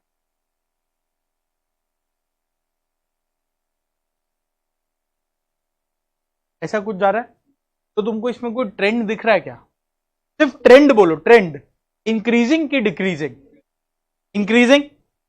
अब अगर तुमको इसके बीच से एक लाइन टानना हो तो तुम अपवर्ड स्लोपिंग कुछ इस तरीके का लाइन टानेगा कि ऐसा लाइन टानेगा? अपवर्ड लाइन टानेगा, यानी कुछ इस तरीके का लाइन हो सकता है वो, आया ना? तो सारे पॉइंट्स के मोटा मोटी बेस्ट बीच में से जा रहा है। देखो दिख रहा है? तो एक फेयर पिक्चर है क्या? अपने को क्या करना है, we have to predict sales for 22, 23 and ये जो ब्लैक वैल्यूज है ये एक्चुअल वैल्यूज है, इसीलिए कोई लाइन पे नहीं है, क्योंकि इस वैल्यूज के बेसिस पे हमने लाइन बनाया। अब जो हमको प्रिडिक्ट करना है वो अल्टप्पा प्रिडिक्ट तो नहीं कर सकते ना, ये नहीं बोलेंगे ना एक यहां करते हैं, एक यहां करते हैं, फिर एक यहां करते हैं। तो इसलिए हम लोग बेस्ट केस प्रिडिक्शन क्या देंगे? लाइन के ऊपर। हाँ, हो सकता है नेक्स्ट ईयर जब एक्चुअल सेल्स हो तो जरूरी नहीं है कि रेड वैल्यूज पे मैच करे, थोड़ा ऊपर थोड़ा नीचे, थोड़ा ऊपर थोड़ा नीचे पॉसिबल है, लेकिन प्रिडिक्ट तो अपने बेस्ट केस ही करेंगे ना। आया ना? सेंस बना ना? परफेक्ट। ये डाउट नहीं आ रहा ना कि लाइन पे क्यों प्रेडिक्ट किया? करेक्ट। अब क्वेश्चन है ये वैल्यूज को निकालना कैसे? एकदम सिंपल लॉजिक से चलेंगे, एक एक चीज को समझते हुए जाना। पूरा क्वेश्चन मेरे साथ साथ देखो, जो डाउट आएगा मेरे से वहीं पे पूछ चलेगा। टेंशन मत लेना, ये मत सोचना कि बाकी लोग क्या सोचेंगे, किसी को कुछ नहीं आया तो तुम डाउट मेरे से आराम से पूछते हुए चलना। आफ्टर लाइव स्ट्रीमिंग ये क्लास रहेगा या हाइड हो जाएगा? रहेगा, पहला 2-3 क्लास रहेगा। अगर तुमको ये पास्ट वैल्यूज दिया है, एकदम स्टूडेंट आंसर देना, ये वैल्यूज है तुम्हारे सामने लास्ट 7 years का। अगर इसके बेसिस पे कोई भी तुमसे रैंडमली क्वेश्चन पूछे 8th ईयर में सेल्स क्या होना चाहिए, तो एक इंस्टिंक्ट वाला आंसर क्या रहेगा? पड़ेगा। अगर वैल्यू तुमसे पूछे तो तुम क्या निकाल के दे दे? एवरेज ही निकालेगा ना। या तो हो सकता है तुम बोले 92 है तो कुछ 2-3 ऊपर नीचे हो जाएगा, और या पहला इंसान का दिमाग चलेगा ही, बोलेगा ठीक है 7 डेटा दिया एवरेज निकालते हैं, फिर देखेंगे क्या करना है, यही करेगा ना। तो इसमें भी यही करना है। तुम 7 डेटा पॉइंट्स दिया है, तो जब मल्टीपल डेटा दिया होता है ना, पहला चीज ये कि एवरेज निकाल लो, फिर आगे डिस्कशन कर। एक बार निकालो इसका एवरेज क्या होगा।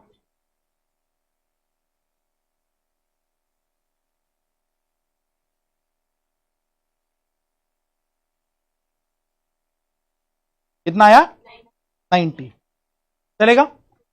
यानी 90 का हर साल में ऑन एन एवरेज सेल्स हो रही अपने मान सकते हैं, करेक्ट।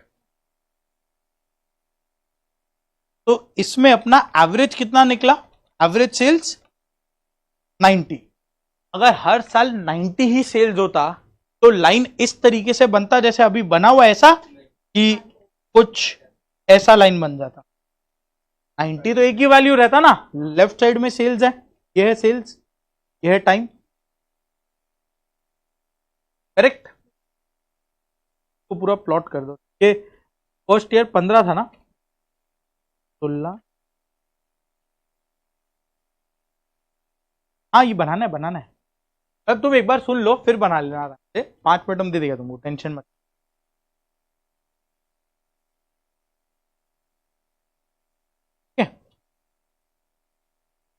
तो एक फ्लैट लाइन बन जाता, बट लाइन फ्लैट है कि नहीं है, नहीं है, यानी लाइन तो इंक्रीजिंग ट्रेंड ही बता रहा है। अब ना स्टार्टिंग पॉइंट हुआ कि एवरेज 90, यानी मालूम है 90 तो आएगा ही, प्लस इसमें हमने कुछ इंक्रीज कर देते, क्योंकि इंक्रीजिंग ट्रेंड है तो दिख रहा है, तो कुछ इंक्रीज कर देते, काम हो जाएगा, बन रहा है ना, करेक्ट। तो करना सिर्फ इतना सा बात है। तो अपने को क्या बोला है, सेल्स निकालो फॉर 22, फॉर द ईयर 22। तो अपने क्या करेंगे, 90 which is average plus growth, कुछ तो इंक्रीजिंग ट्रेंड है ना, तो उसके वजह से जो भी ग्रोथ आएगा वो ग्रोथ को ऐड कर देंगे, काम हो गया, दैट इज माई सेल्स। उसके अगले साल वाले के लिए और ग्रोथ ऐड कर देंगे, उसके अगले साल वाले के लिए और ग्रोथ ऐड कर देंगे, क्योंकि ये तो इंक्रीजिंग ट्रेंड है ना। अगर मान लो लाइन कुछ इस तरीके का होता, ऐसा, क्या ऐसा लाइन पॉसिबल है,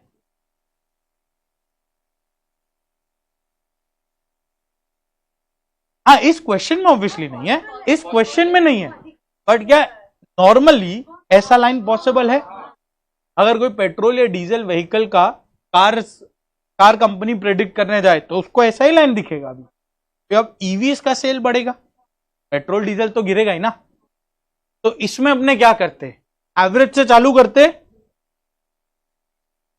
ग्रोथ ऐड करते, कि डी ग्रोथ को माइनस करते जाते, टेस्ट कर देते, जो भी फॉल आएगा उसको, बन रहा है बेसिक एकदम, बस वही करना है। देखो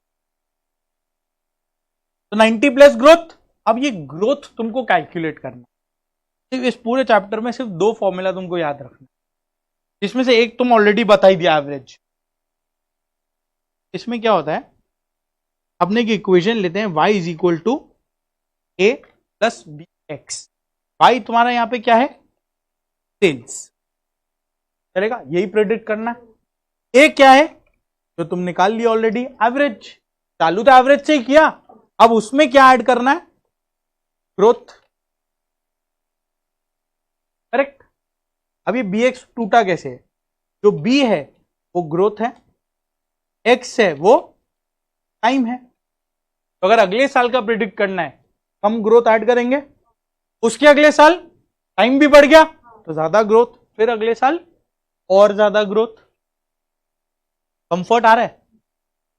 तब इसमें तुमको 2 वैल्यूज खाली जानना है, ए और ए एवरेज है, अभी लिखो मत, अभी सुनो, तुमको पूरा लिखने का टाइम देगा, टेंशन मत लो।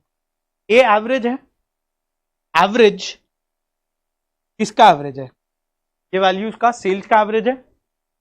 सेल्स हमने कैसे डिनोट किया, वाई से, वाई था ना सेल्स, ये ग्राफ में भी तो यही है, वाई एक्स, करेक्ट। तो क्या इसको ऐसा बोला जा सकता है, summation Y by n, summation Y माने sum of all Y's divide by N, माने क्या, नंबर ऑफ इयर्स। तो यही तो किया ना, वाई का सारा टोटल किया और डिवाइड कर दिया 7 से, 7 डेटा था,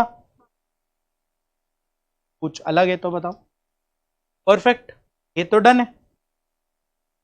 अभी इसमें बी क्या होगा, ये बस तुमको जानना है। बी होता है summation x y by summation x square, एक बार तुमको थोड़ा डिस्कंफर्ट होगा, एक दो क्वेश्चन बाद तुमको सब लाइन सेट हो जाएगा।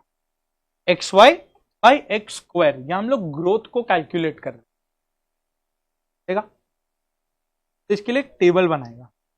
यहां पे तुमको डाउट लगे तुरंत रोक के क्वेश्चन पूछ लेना, कोई टेंशन नहीं है। ऑनलाइन जितने भी लोग बैठे तुम भी क्वेश्चन पूछ लेना तुरंत, सही है। तो a इज इक्वल टू 90, इस पे किसी को कोई डाउट है? किसी को भी 100% क्लैरिटी है। अब b का तो अभी अपने डिस्कशन शुरू ही नहीं किया, अभी करेंगे तो तुमको वो भी क्लियर हो जाएगा। इधर देखो,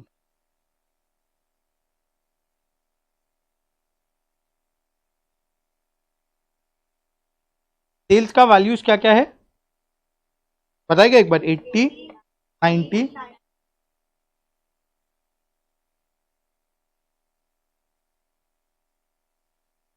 और ये 2015 से लेके 21 ना,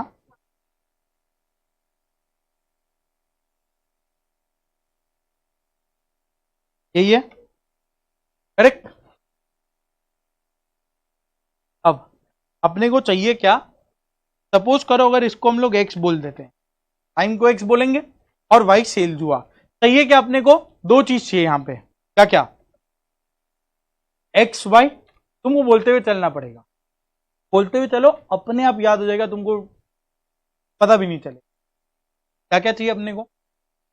x y and x square, दो चीज चाहिए खाली।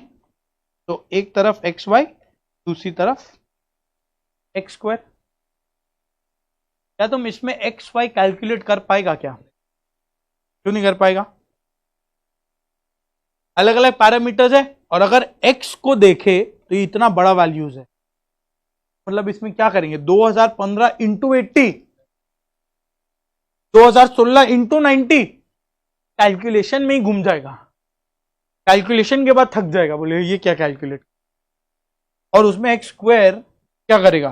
2015 का स्क्वायर, नंबर बहुत बड़ा बड़ा आ जाएगा ना, सेंस बन रहा है। तो इसको ना हम लोग ईज ऑफ कैलकुलेशन के लिए कन्वर्ट करते हैं। क्या कन्वर्ट करेगा बोलो? कैसे कन्वर्ट कर सकते? तुम बोलेगा 2015 को 1 बोला, इसको 2 बोला, इसको 3, 4, 5, 6, 7, ऐसा। ये तो कुछ मन मर्जी कन्वर्जन हो गया। ऐसे कैसे कन्वर्ट कर दिया? तुम 2015 को 1 ट्रीट कर लिए, कैसे? जिसमें हाईएस्ट है उसको 1 पकड़ के, यानी इसको 1 पकड़ के, और फिर कुछ कुछ, मतलब तुम सही जा रहे हो। कोशिश तुम बोल रहे हो कि हमको ईयर्स को थोड़ा सिंप्लीफाई करना है, क्योंकि ये अपने से कैलकुलेट नहीं हो पाएगा, विच इज राइट। लेकिन इसको कन्वर्ट कुछ तरीके से करना होगा, रैंडमली कन्वर्ट नहीं कर सकते, क्योंकि वरना आंसर बिगड़ेगा। इसलिए इसको कन्वर्ट क्या करना है बताते हैं हम। Very nice. इसमें हम लोग क्या करेंगे? देखो टोटल डेटा पॉइंट कितना है? 7 है। तो हम लोग क्या करेंगे? जो बीच वाला साल है ना, ये जो बीच वाला साल है, इसको हम लोग मान लेंगे। इसको क्यों 0 माना? क्योंकि 7 डेटा पॉइंट है अपने पास, सेंटर ईयर को 0 पकड़ लिया। अब उसके आगे जितना भी डेटा है, जैसे इधर देखो, सेंटर वाले को हम लोग 0 मान लिए। Assume 2018 to be 0। ये कैसा अजम्पशन है? कुछ भी अज्यूम कर लिया क्या? तुम देखो कोई चीज कोई नहीं। 2019 फिर क्या बन जाएगा? +1, एक साल आ गया ना, +1। 2020 क्या हो जाएगा? +2, और 21 क्या हो जाएगा? +3, करेक्ट। 17 क्या होगा? अब 2017, 2018 अगर 0 था तो 2017 तुम टाइम में पीछे जा रहे हो, यानी वो क्या हो जाएगा? -1, आया ना। 16 क्या हो जाएगा? -2, 15 क्या हो जाएगा? माइनस। सेंस बना? हम लोग अभी क्या किए? ये सेंस बना क्यों किया हम बताएगा तुमको। क्या किए ये क्लियर है? क्या किए एक बार फिर से बताना। मिडिल वाले ईयर को 0 कर दिया, ठीक। 7 ईयर था ना, तो मन में आएगा 8 हुआ तो क्या आएंगे पहले ये वाला समझ लो। तो मिडिल वाले ईयर को 0 कर लिया, इसके आगे +1 +2 +3 और पीछे -1 -2 माइनस, चलेगा? बोला ये क्यों कर सका, 1 2 3 4 5 क्यों नहीं कर सके? कोई ये बता सकता है? अगर 0 +1 -1 कर रहे हैं और 1 2 3 4 5 6 7 कर रहे हैं, तो ये दोनों में फर्क क्या है? हम लोग रेड वाला किए, ब्लू वाला क्यों नहीं कर सकते? तुम एक बार दोनों में टोटल निकाल के बताओ। रेड वाले का टोटल करो 0, ब्लू वाले का टोटल बताओ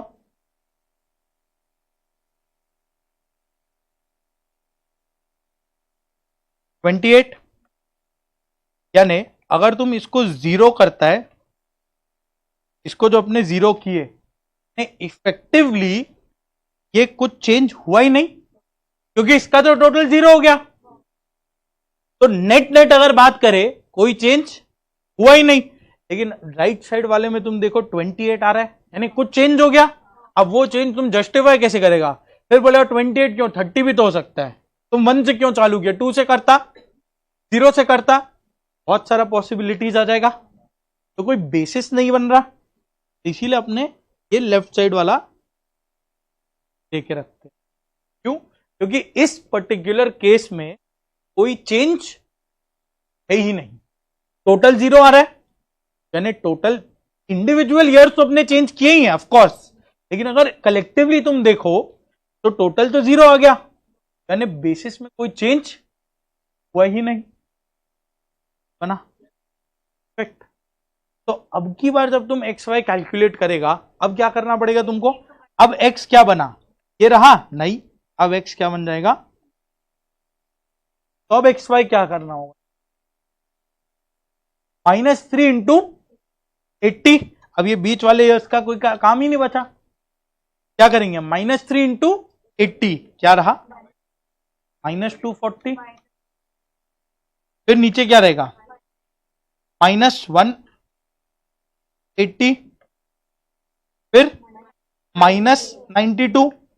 0 इंटू 83 इज 0, 1 इंटू 94 94, 2 इंटू 99 198 और 3 इंटू 92 276। इसका टोटल बताओ।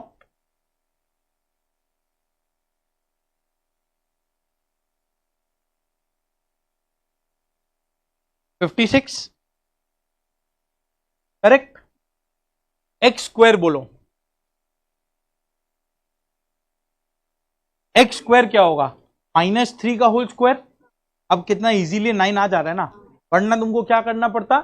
2015 का होल स्क्वायर। एक बार क्या,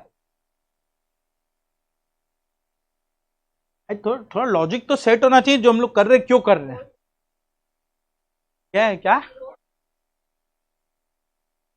1 एट ए टाइम, 4 0 6 0 2 2 5, कॉमा डालने में 1 मिनट लगता है ना, ये तो एक नंबर है।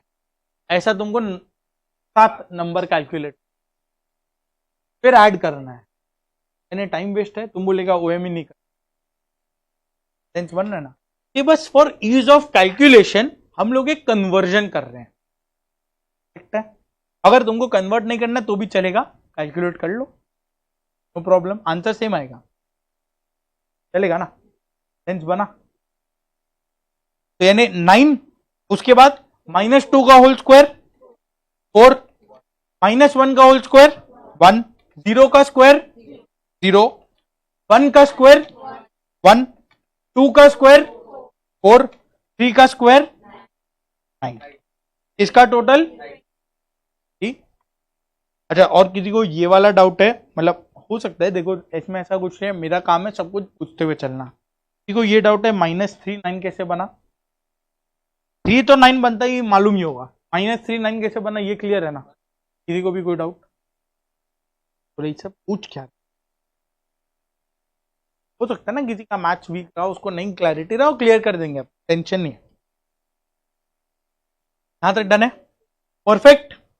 अब क्या तुम इससे बी का वैल्यू कैलकुलेट कर सकता है? बोलो। ए तो अपने निकाल लिए, summation y by n, summation y कितना था, y का टोटल 630, करेक्ट, 630 बाय 7 किया होगा ना, ये आ गया 90, करेक्ट। एवरेज तो अपना क्लियर था। p का वैल्यू क्या होगा, summation x y by summation x square, यानी एक्स वाई का टोटल क्या है 56 और एक्स स्क्वायर का टोटल क्या है 28, यानी 2। 90 तो एवरेज था, हर साल ऑन एन एवरेज 90 का सेल्स होगा। ये 2 का मतलब क्या है, 2 का मतलब ग्रोथ, ऊपर तो ये मार्क की ना, 2 का मतलब ग्रोथ, यानी हिंदी में बोले तो हर साल सेल्स 2 से इंक्रीज होगा, इस ग्रोथ, यानी 90 से चालू हुआ तो एवरी ईयर 92, 94, 96 तरह से सेल्स ग्रो करता चला जाएगा। क्लैरिटी है पूरा, तो यही अपना इक्वेशन है, तुम देख लो।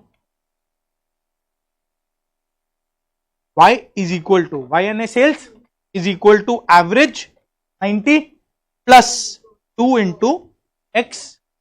जितना साल का तुमको सेल चाहिए वो वाला एक्स पुट करो और उसका वैल्यू आ जाएगा, ठीक है। जब x 0 हो, जब x 0 होगा तो 90 अपना एवरेज आ गया, x 1 होगा तो 92, x 2 होगा तब 94, x 3 होगा तो 96, इस तरह से चलता रहेगा, आया ना। परफेक्ट सेंस में कोई डाउट किसी को भी है तो अभी पूछ, कोई जज नहीं करेगा, हम तो बिल्कुल ही नहीं करेंगे, पर जज करना अपना काम है, आपका नहीं। बोलो भाई कौन से साल का सेल्स प्रेडिक्ट करना है, 22, 23, 24, कोई ट्राई करना चाहेगा, 22 का सेल्स क्या होगा, 90 प्लस 2 इंटू,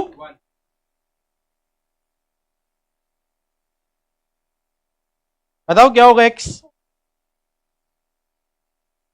तुम कौन से साल का सेल्स प्रेडिक्ट कर रहे हो, 2022, तो 2022 के लिए x क्या होना चाहिए,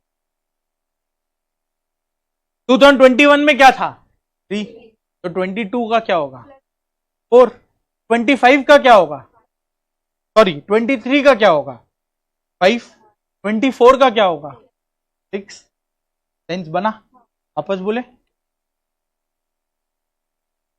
0 अपने 2018 को माने थे, तो 19 1, 22, 21 3, तो यहां अपने को क्या क्या चाहिए 22, 23, 24, तो 21 में x क्या हो जाएगा 4, 22, 3 में x क्या हो जाएगा 5 और 24 में x क्या हो जाएगा 6। कोई भी डाउट, बोला यहां x यहां भी पीछा नहीं छोड़ रही,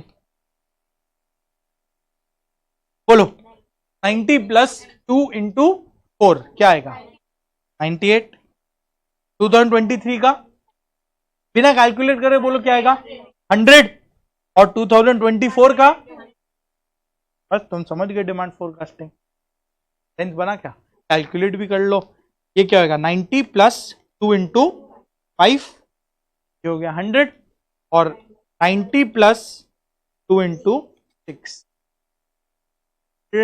देख लो हर साल 2 से ग्रो कर रहा है, सेंस बना परफेक्ट। लेकिन तुम अगर आंसर यहां तक लिख के आए, वहां एक कट जाए, तो क्यों, यहां तुमको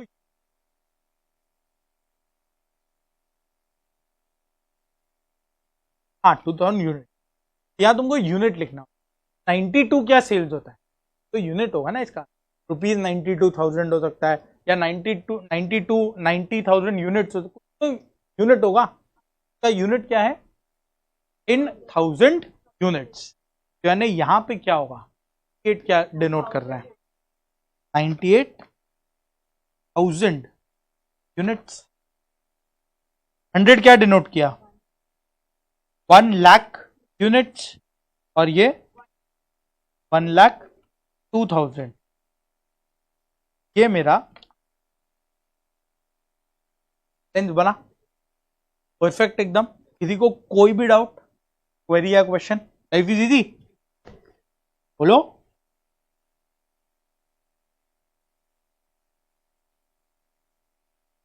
कोई डाउट है तो बोलो। वो ठीक है, डाउट चलेगा, वो तो एक्सेप्टेंस वाला डाउट है, तो मान लो तो इजी, नहीं मानो डिफिकल्ट। डिफिकल्ट का दूसरा वर्ड आता मन क्लास में, वही जो है लाइफ, और क्या। डन है ना? ये अब तुम कॉपी कर लो। मतलब देखो, ग्राफ व्राफ थोड़ा एक्सप्लेनेटरी है, तुमको अगर लगता है कि हाँ, इससे बाद में हमको थोड़ा लॉजिक के पीछे हेल्प होगा तो कर लो कॉपी, नहीं तो आगे भी जा सकते हैं। हाँ, लॉजिक पे देखो मार्क्स तो नहीं है, लेकिन मार्क का अंडरस्टैंड कुछ लगे आगे तो कर।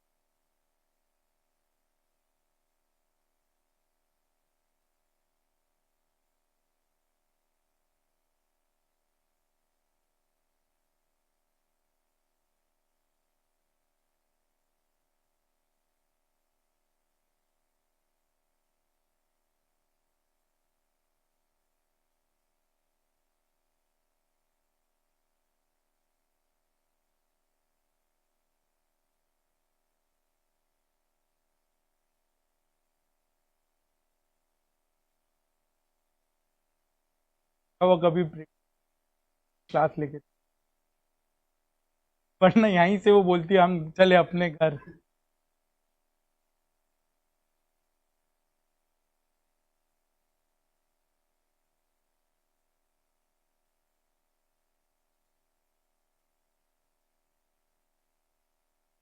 आने में मेरा 4 दिन निकल। हाँ,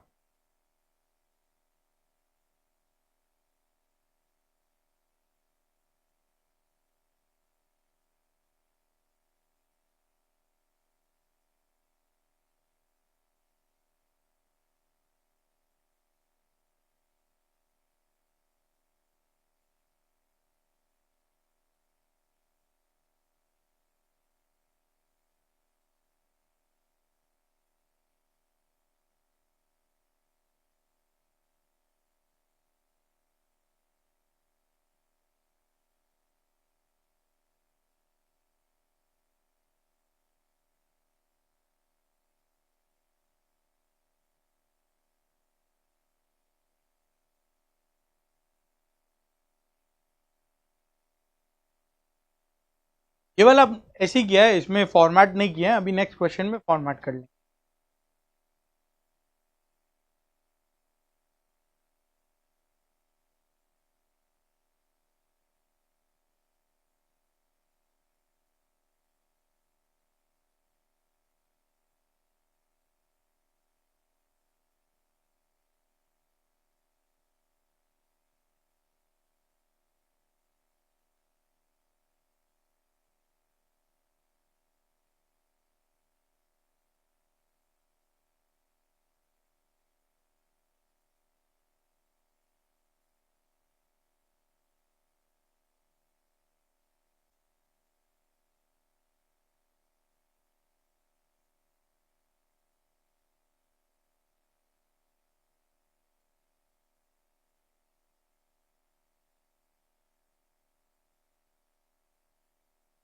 और तब तक जितने भी लोग ऑनलाइन बैठे, तुम लोग बोलो कोई कहीं कोई डाउट, कोई क्वेश्चन।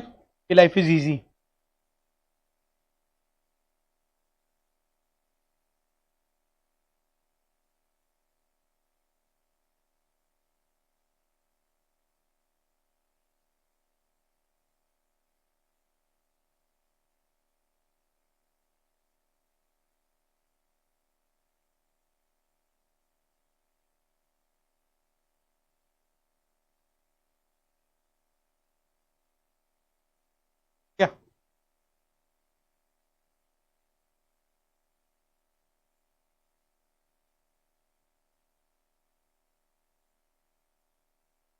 क्या हमको पता है तुम फर्स्ट क्लास सेकंड क्लास का लिहाज करने दरकार नहीं है, जो मन में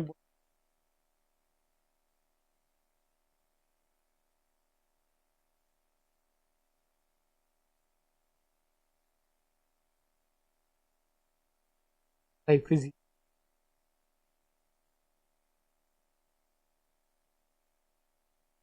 पर फिर से एक्सप्लेन फोर कैसे आया। ओके देखो 2021 में x अपने 3 माने थे, +3 था x, तो 2022, 2023 और 2024 में x होगा क्या? जब 2021 में 3 था तो 2024 में 4 होगा, 23 में 5 होगा और 24 में 6 होगा। बस इससे आगे चले गए, सेंस बना?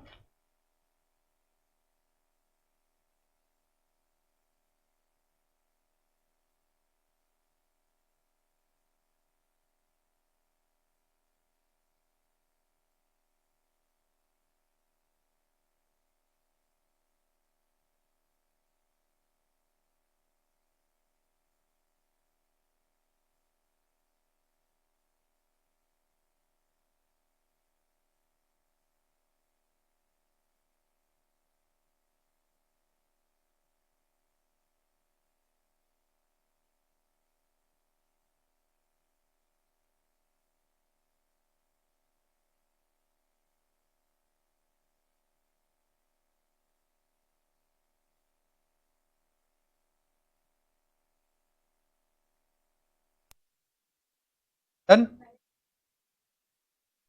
कोई बात नहीं।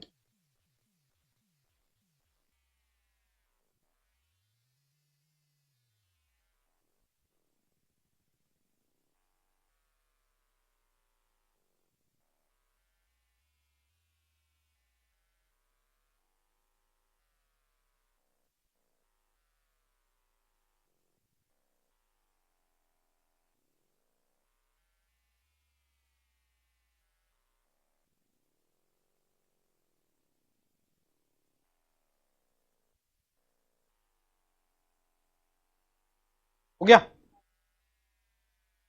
अरे अभी अपने चलते क्वेश्चन 5 पे।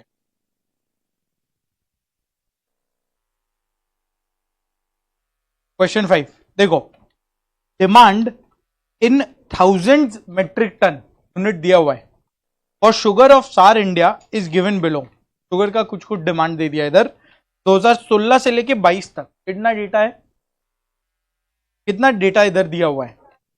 7 इयर्स, यानी फिर से ऑड नंबर ऑफ इयर्स है।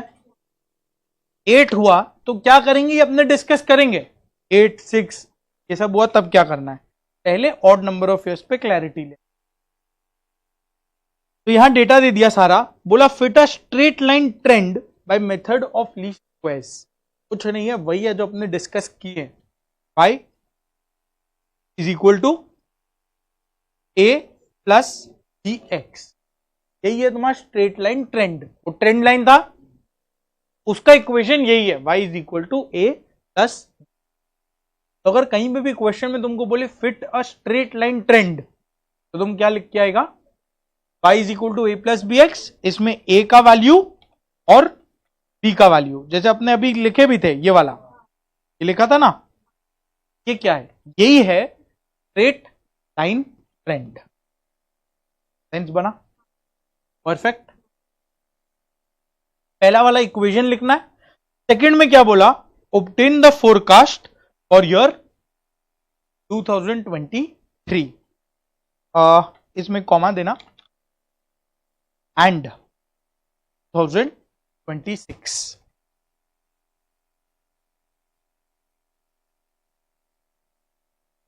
एक पार्ट 3 भी होगा, हम ऐड कराएगा, बट वो सब में हम लोग ऐड कर लेंगे नोटबुक में। अब अलग अलग चीज जो पूछा जा सकता है वो हम तुमको इस तरह से अलग से डिस्कस करवा देगा। आ जाओ क्वेश्चन 5-14, ठीक है। एक सम और मेरे साथ साथ कर लो। नेक्स्ट वाला लास्ट टर्म का एग्जाम क्वेश्चन होगा जून 24 का, वो हम तुम लोग को देगा, तो ट्राई करना है, ठीक है।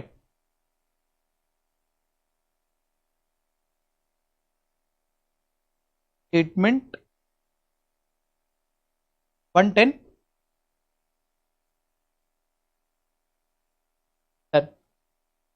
स्टेटमेंट, ये बस फर्स्ट डे होगा, हाँ ऐसा डेली डेली नहीं। Statement showing forecast of demand for तार, सब थोड़ा फड़काबाजी है और कुछ नहीं, जस्ट थोड़ा प्रेजेंटेशन के लिए सब करना पड़ता है, फड़काबाजी, शो ऑफ।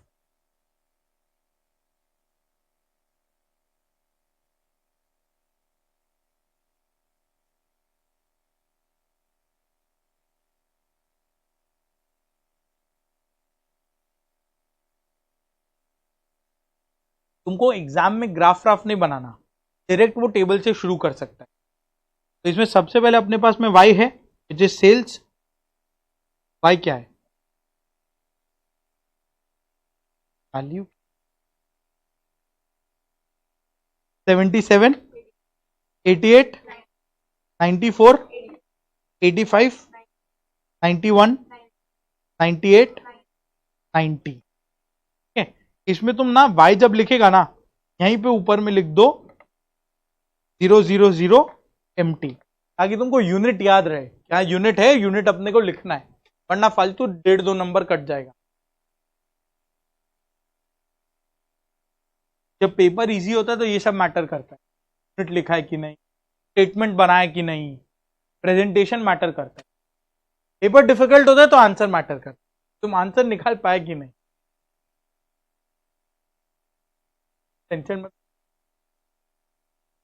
डन। इसमें टाइम क्या है? 2016 से चालू हुआ। इसके ऊपर एक्स मत लिखना, क्योंकि ये एक्स नहीं है। एक्स तो जो हम लोग चेंज करेंगे वो बने सॉरी वो आएगा, वो एक्स होगा, ठीक है।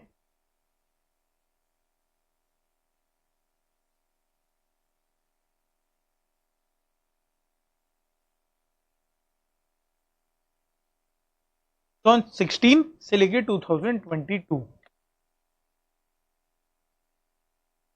ये स्किप कर सकते हैं, बट उसमें मिस्टेक होने का चांस रहता है, इसलिए एक बार लिख लो तो पता रहेगा कि यहां कुछ गड़बड़ नहीं है। फिर इसको एक्स कर दो, बोलो एक्स क्या होगा?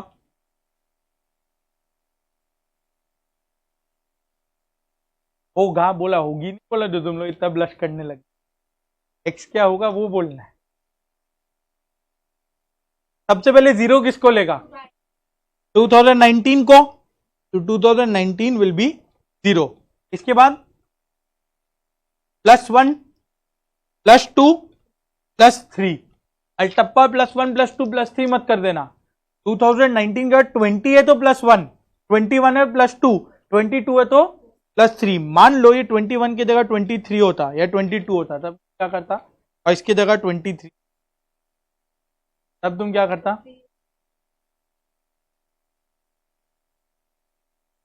अगर मान लो हाइपोथेटिकल डिस्कशन कर रहा है, 2021 की जगह 22 होता और 22 की जगह 23 होता, 20 वैसा ही है, तब तुम क्या करते?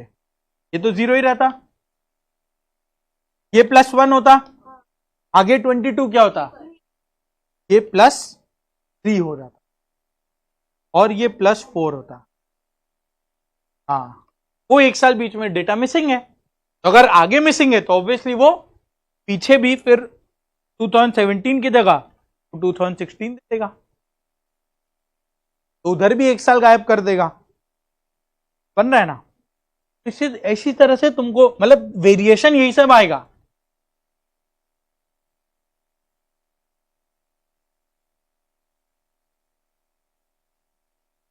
तो पीछे वाला x क्या हो जाएगा? -1 -2 -3। बस ये लिखने के बाद x का सारा वैल्यू लिखने के बाद ये इंश्योर कर लेना एक बार, ये जो x का टोटल है ये 0 होना चाहिए। अगर x का टोटल 0 नहीं है यानी तुम कहीं कुछ गड़बड़ किए हो, ये इंश्योर कर लेना। कोई ध्यान ही नहीं दे, अपना लग गए। अब बोलो नेक्स्ट अपने को क्या चाहिए? एक्स वाई और एक्स स्क्वायर।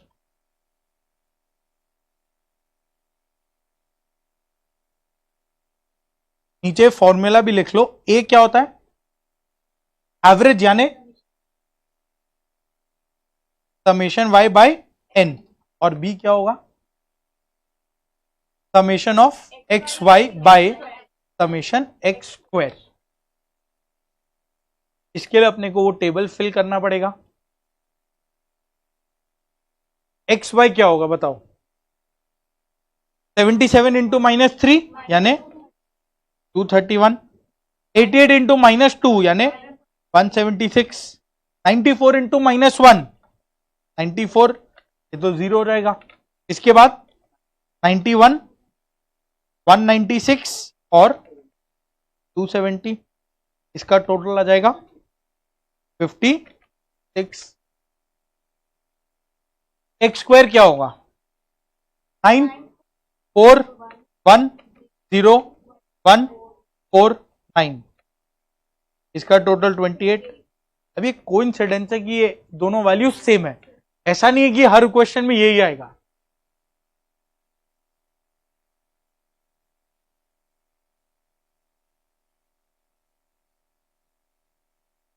चलेगा यहां तक? आ जाओ, ए का वैल्यू बताओ क्या होगा? समेशन वाई कितना है? वाई का टोटल 623, तो 623 डिवाइडेड बाय 7 यानी 89, ये अपना ए निकल गया। अब बी क्या होगा? 56 डिवाइडेड बाय 28 यानी 2। तो क्लियर है ना? एवरेज क्या सेट हुआ अपना? 89, और हर साल सेल्स कितने से ग्रो करेगा? 2 से। तो अब तुमको स्ट्रेट लाइन ट्रेंड मिल गया क्या? क्या होगा? First part straight line trend is denoted as,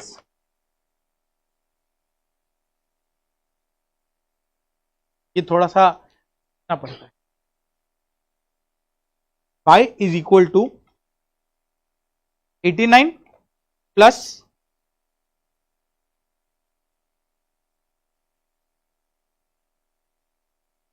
ये कलर चेंज जो तुमको करना है अभी कर लेना।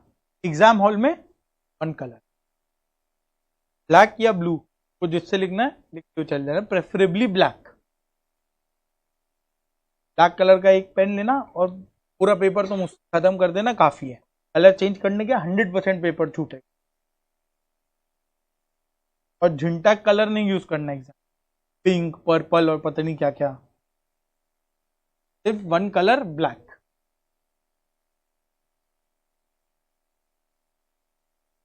बोलो सेकेंड पार्ट कौन से ईयर्स के लिए फोरकास्ट करना था अपने को? Forecast of sugar for 23 and 20।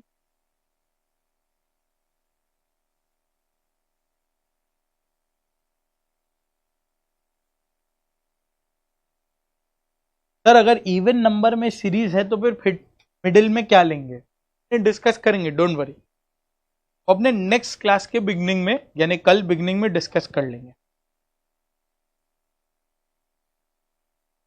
बोलो जब 23 है तो क्या होगा?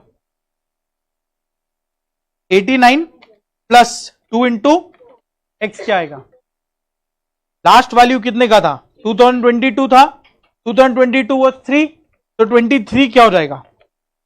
4, और ये क्या हो जाएगा? 97। आंसर 1000 MT, ये फाइनल आंसर। अभी एक और अपने ऐड किए थे बाई 26, क्या आएगा? 89 प्लस 2 इंटू कितना होगा? 26। एक्स क्या होगा? 7। सब जन को क्लैरिटी है कैसे आया 7? जब 23 4 है तो 24 5, 25 6 और 26 7, यहां पे एक्स आ जाएगा 7। ये सभी तुमको बस ध्यान रख चलेगा। ये कितना हो जाएगा? 10,000 MT। Perfect, life is easy यहां तक। अब इसका एक थर्ड पार्ट नोटबुक में ही लिख लो।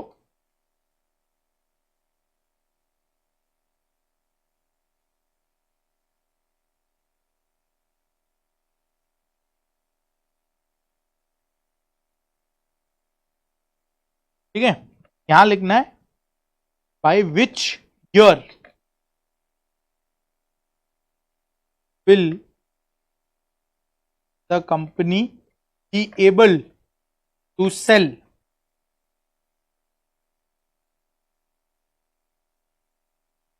1,11,000 MT ऑफ शुगर। कुछ समझ में आया इससे? क्या समझ में आया? इसमें तुमको सेल्स दे दिया और बोला कि कौन से साल में ये सेल्स का वैल्यू अचीव होगा। समझ में आया ना? अभी तक क्या था, वो तुमको टाइम दिया था और बोला इस साल में कौन सा सेल्स होगा, तो एक्स दिया, वाई पूछा। अभी क्या किया, वो वाई तुमको दे दिया और एक्स पूछा, देख के बोला आउट ऑफ सिलेबस। ऐसा नहीं, यही सब कुछ नया होगा तो होगा एग्जाम में, इसीलिए अपने कॉन्सेप्ट को डिस्कस करते हुए चलते हैं। चलेगा? बोलो वाई कितना, ये कैसे निकालेगा? y is equal to 89 plus 2x। y का वैल्यू तुमको मालूम है क्या है? y का वैल्यू 1,11,000, 1,11,000 की 111 111। तो हम लोग यूनिट तो लिख ही नहीं रहे थे, करेक्ट है ना? यूनिट तो हम लोग बाद में ऐड किए ना, तो y हम लोग लेंगे क्या? 111। यहीं पे गलती हुआ, ये तो तुमको ध्यान दे, ऐसी ऐसी प्रैक्टिस होगा। यहां पे तुमको सिर्फ 111 लेना है, फिर यूनिट तो हम लोग एंड में ऐड कर रहे थे हर बार। परफेक्ट है ना? Is equal to 89 plus 2x, तो बोलो x क्या हो जाएगा?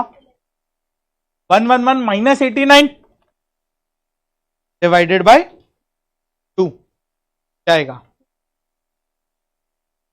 नहीं, x का वैल्यू क्या है? अभी 11 आएगा पहले तो, तब x 11 कौन से साल में होगा? x is equal to 11 in,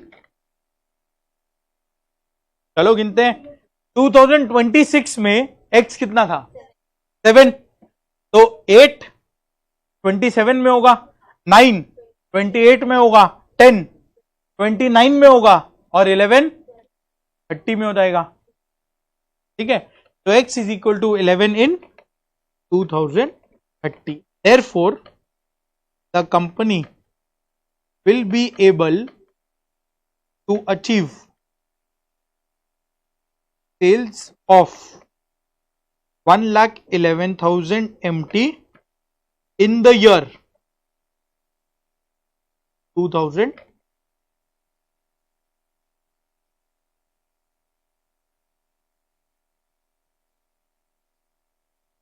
sense बना? परफेक्ट, हो गया तुम्हारा पूरा डिमांड फोरकास्टिंग आधा। नेक्स्ट क्लास अपना पूरा हो जाएगा। 111 कैसे आया, ये दिया ना, 1,11,000 MT क्वेश्चन में पार्ट 3 हम लोग ऐड किए ना। तो 1,11,000 एम्प्टी पार्ट 3 में ऐड किए, तो इसीलिए y क्या हुआ 111, क्योंकि यूनिट तो हम लोग बाद में ऐड करते हैं।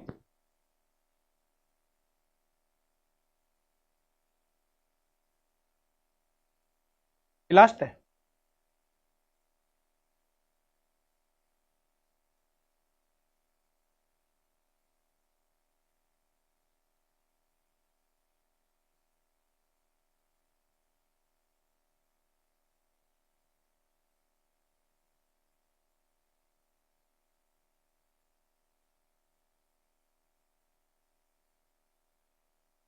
डन। एक क्वेश्चन और कर सकते हैं।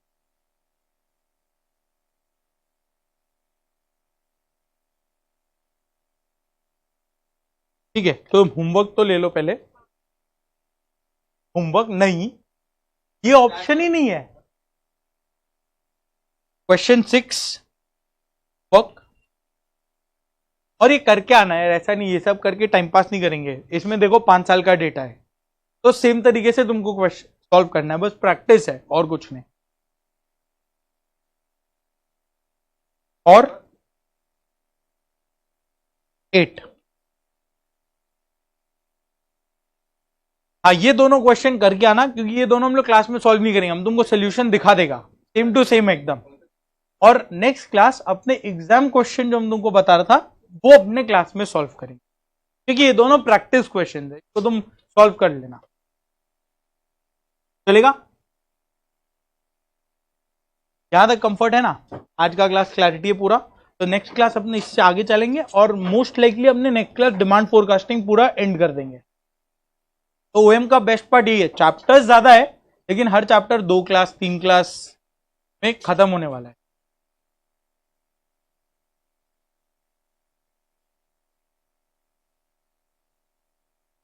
ठीक है, तो अपने कल मिलते हैं 11 बजे।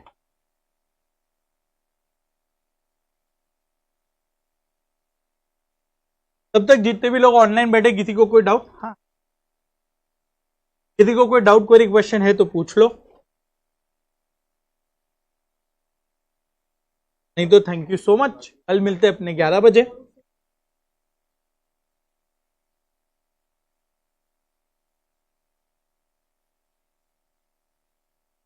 परफेक्ट।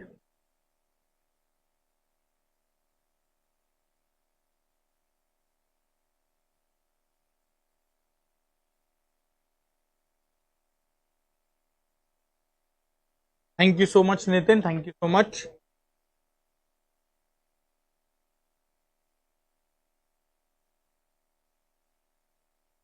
और नेक्स्ट 2 दिन यूट्यूब पे होगा, ऐप पे कब होगा हम तुमको बता देगा। 2 दिन यूट्यूब, वेडनेसडे तक यूट्यूब पे, थर्सडे से अपने ऐप पे चले जाएंगे।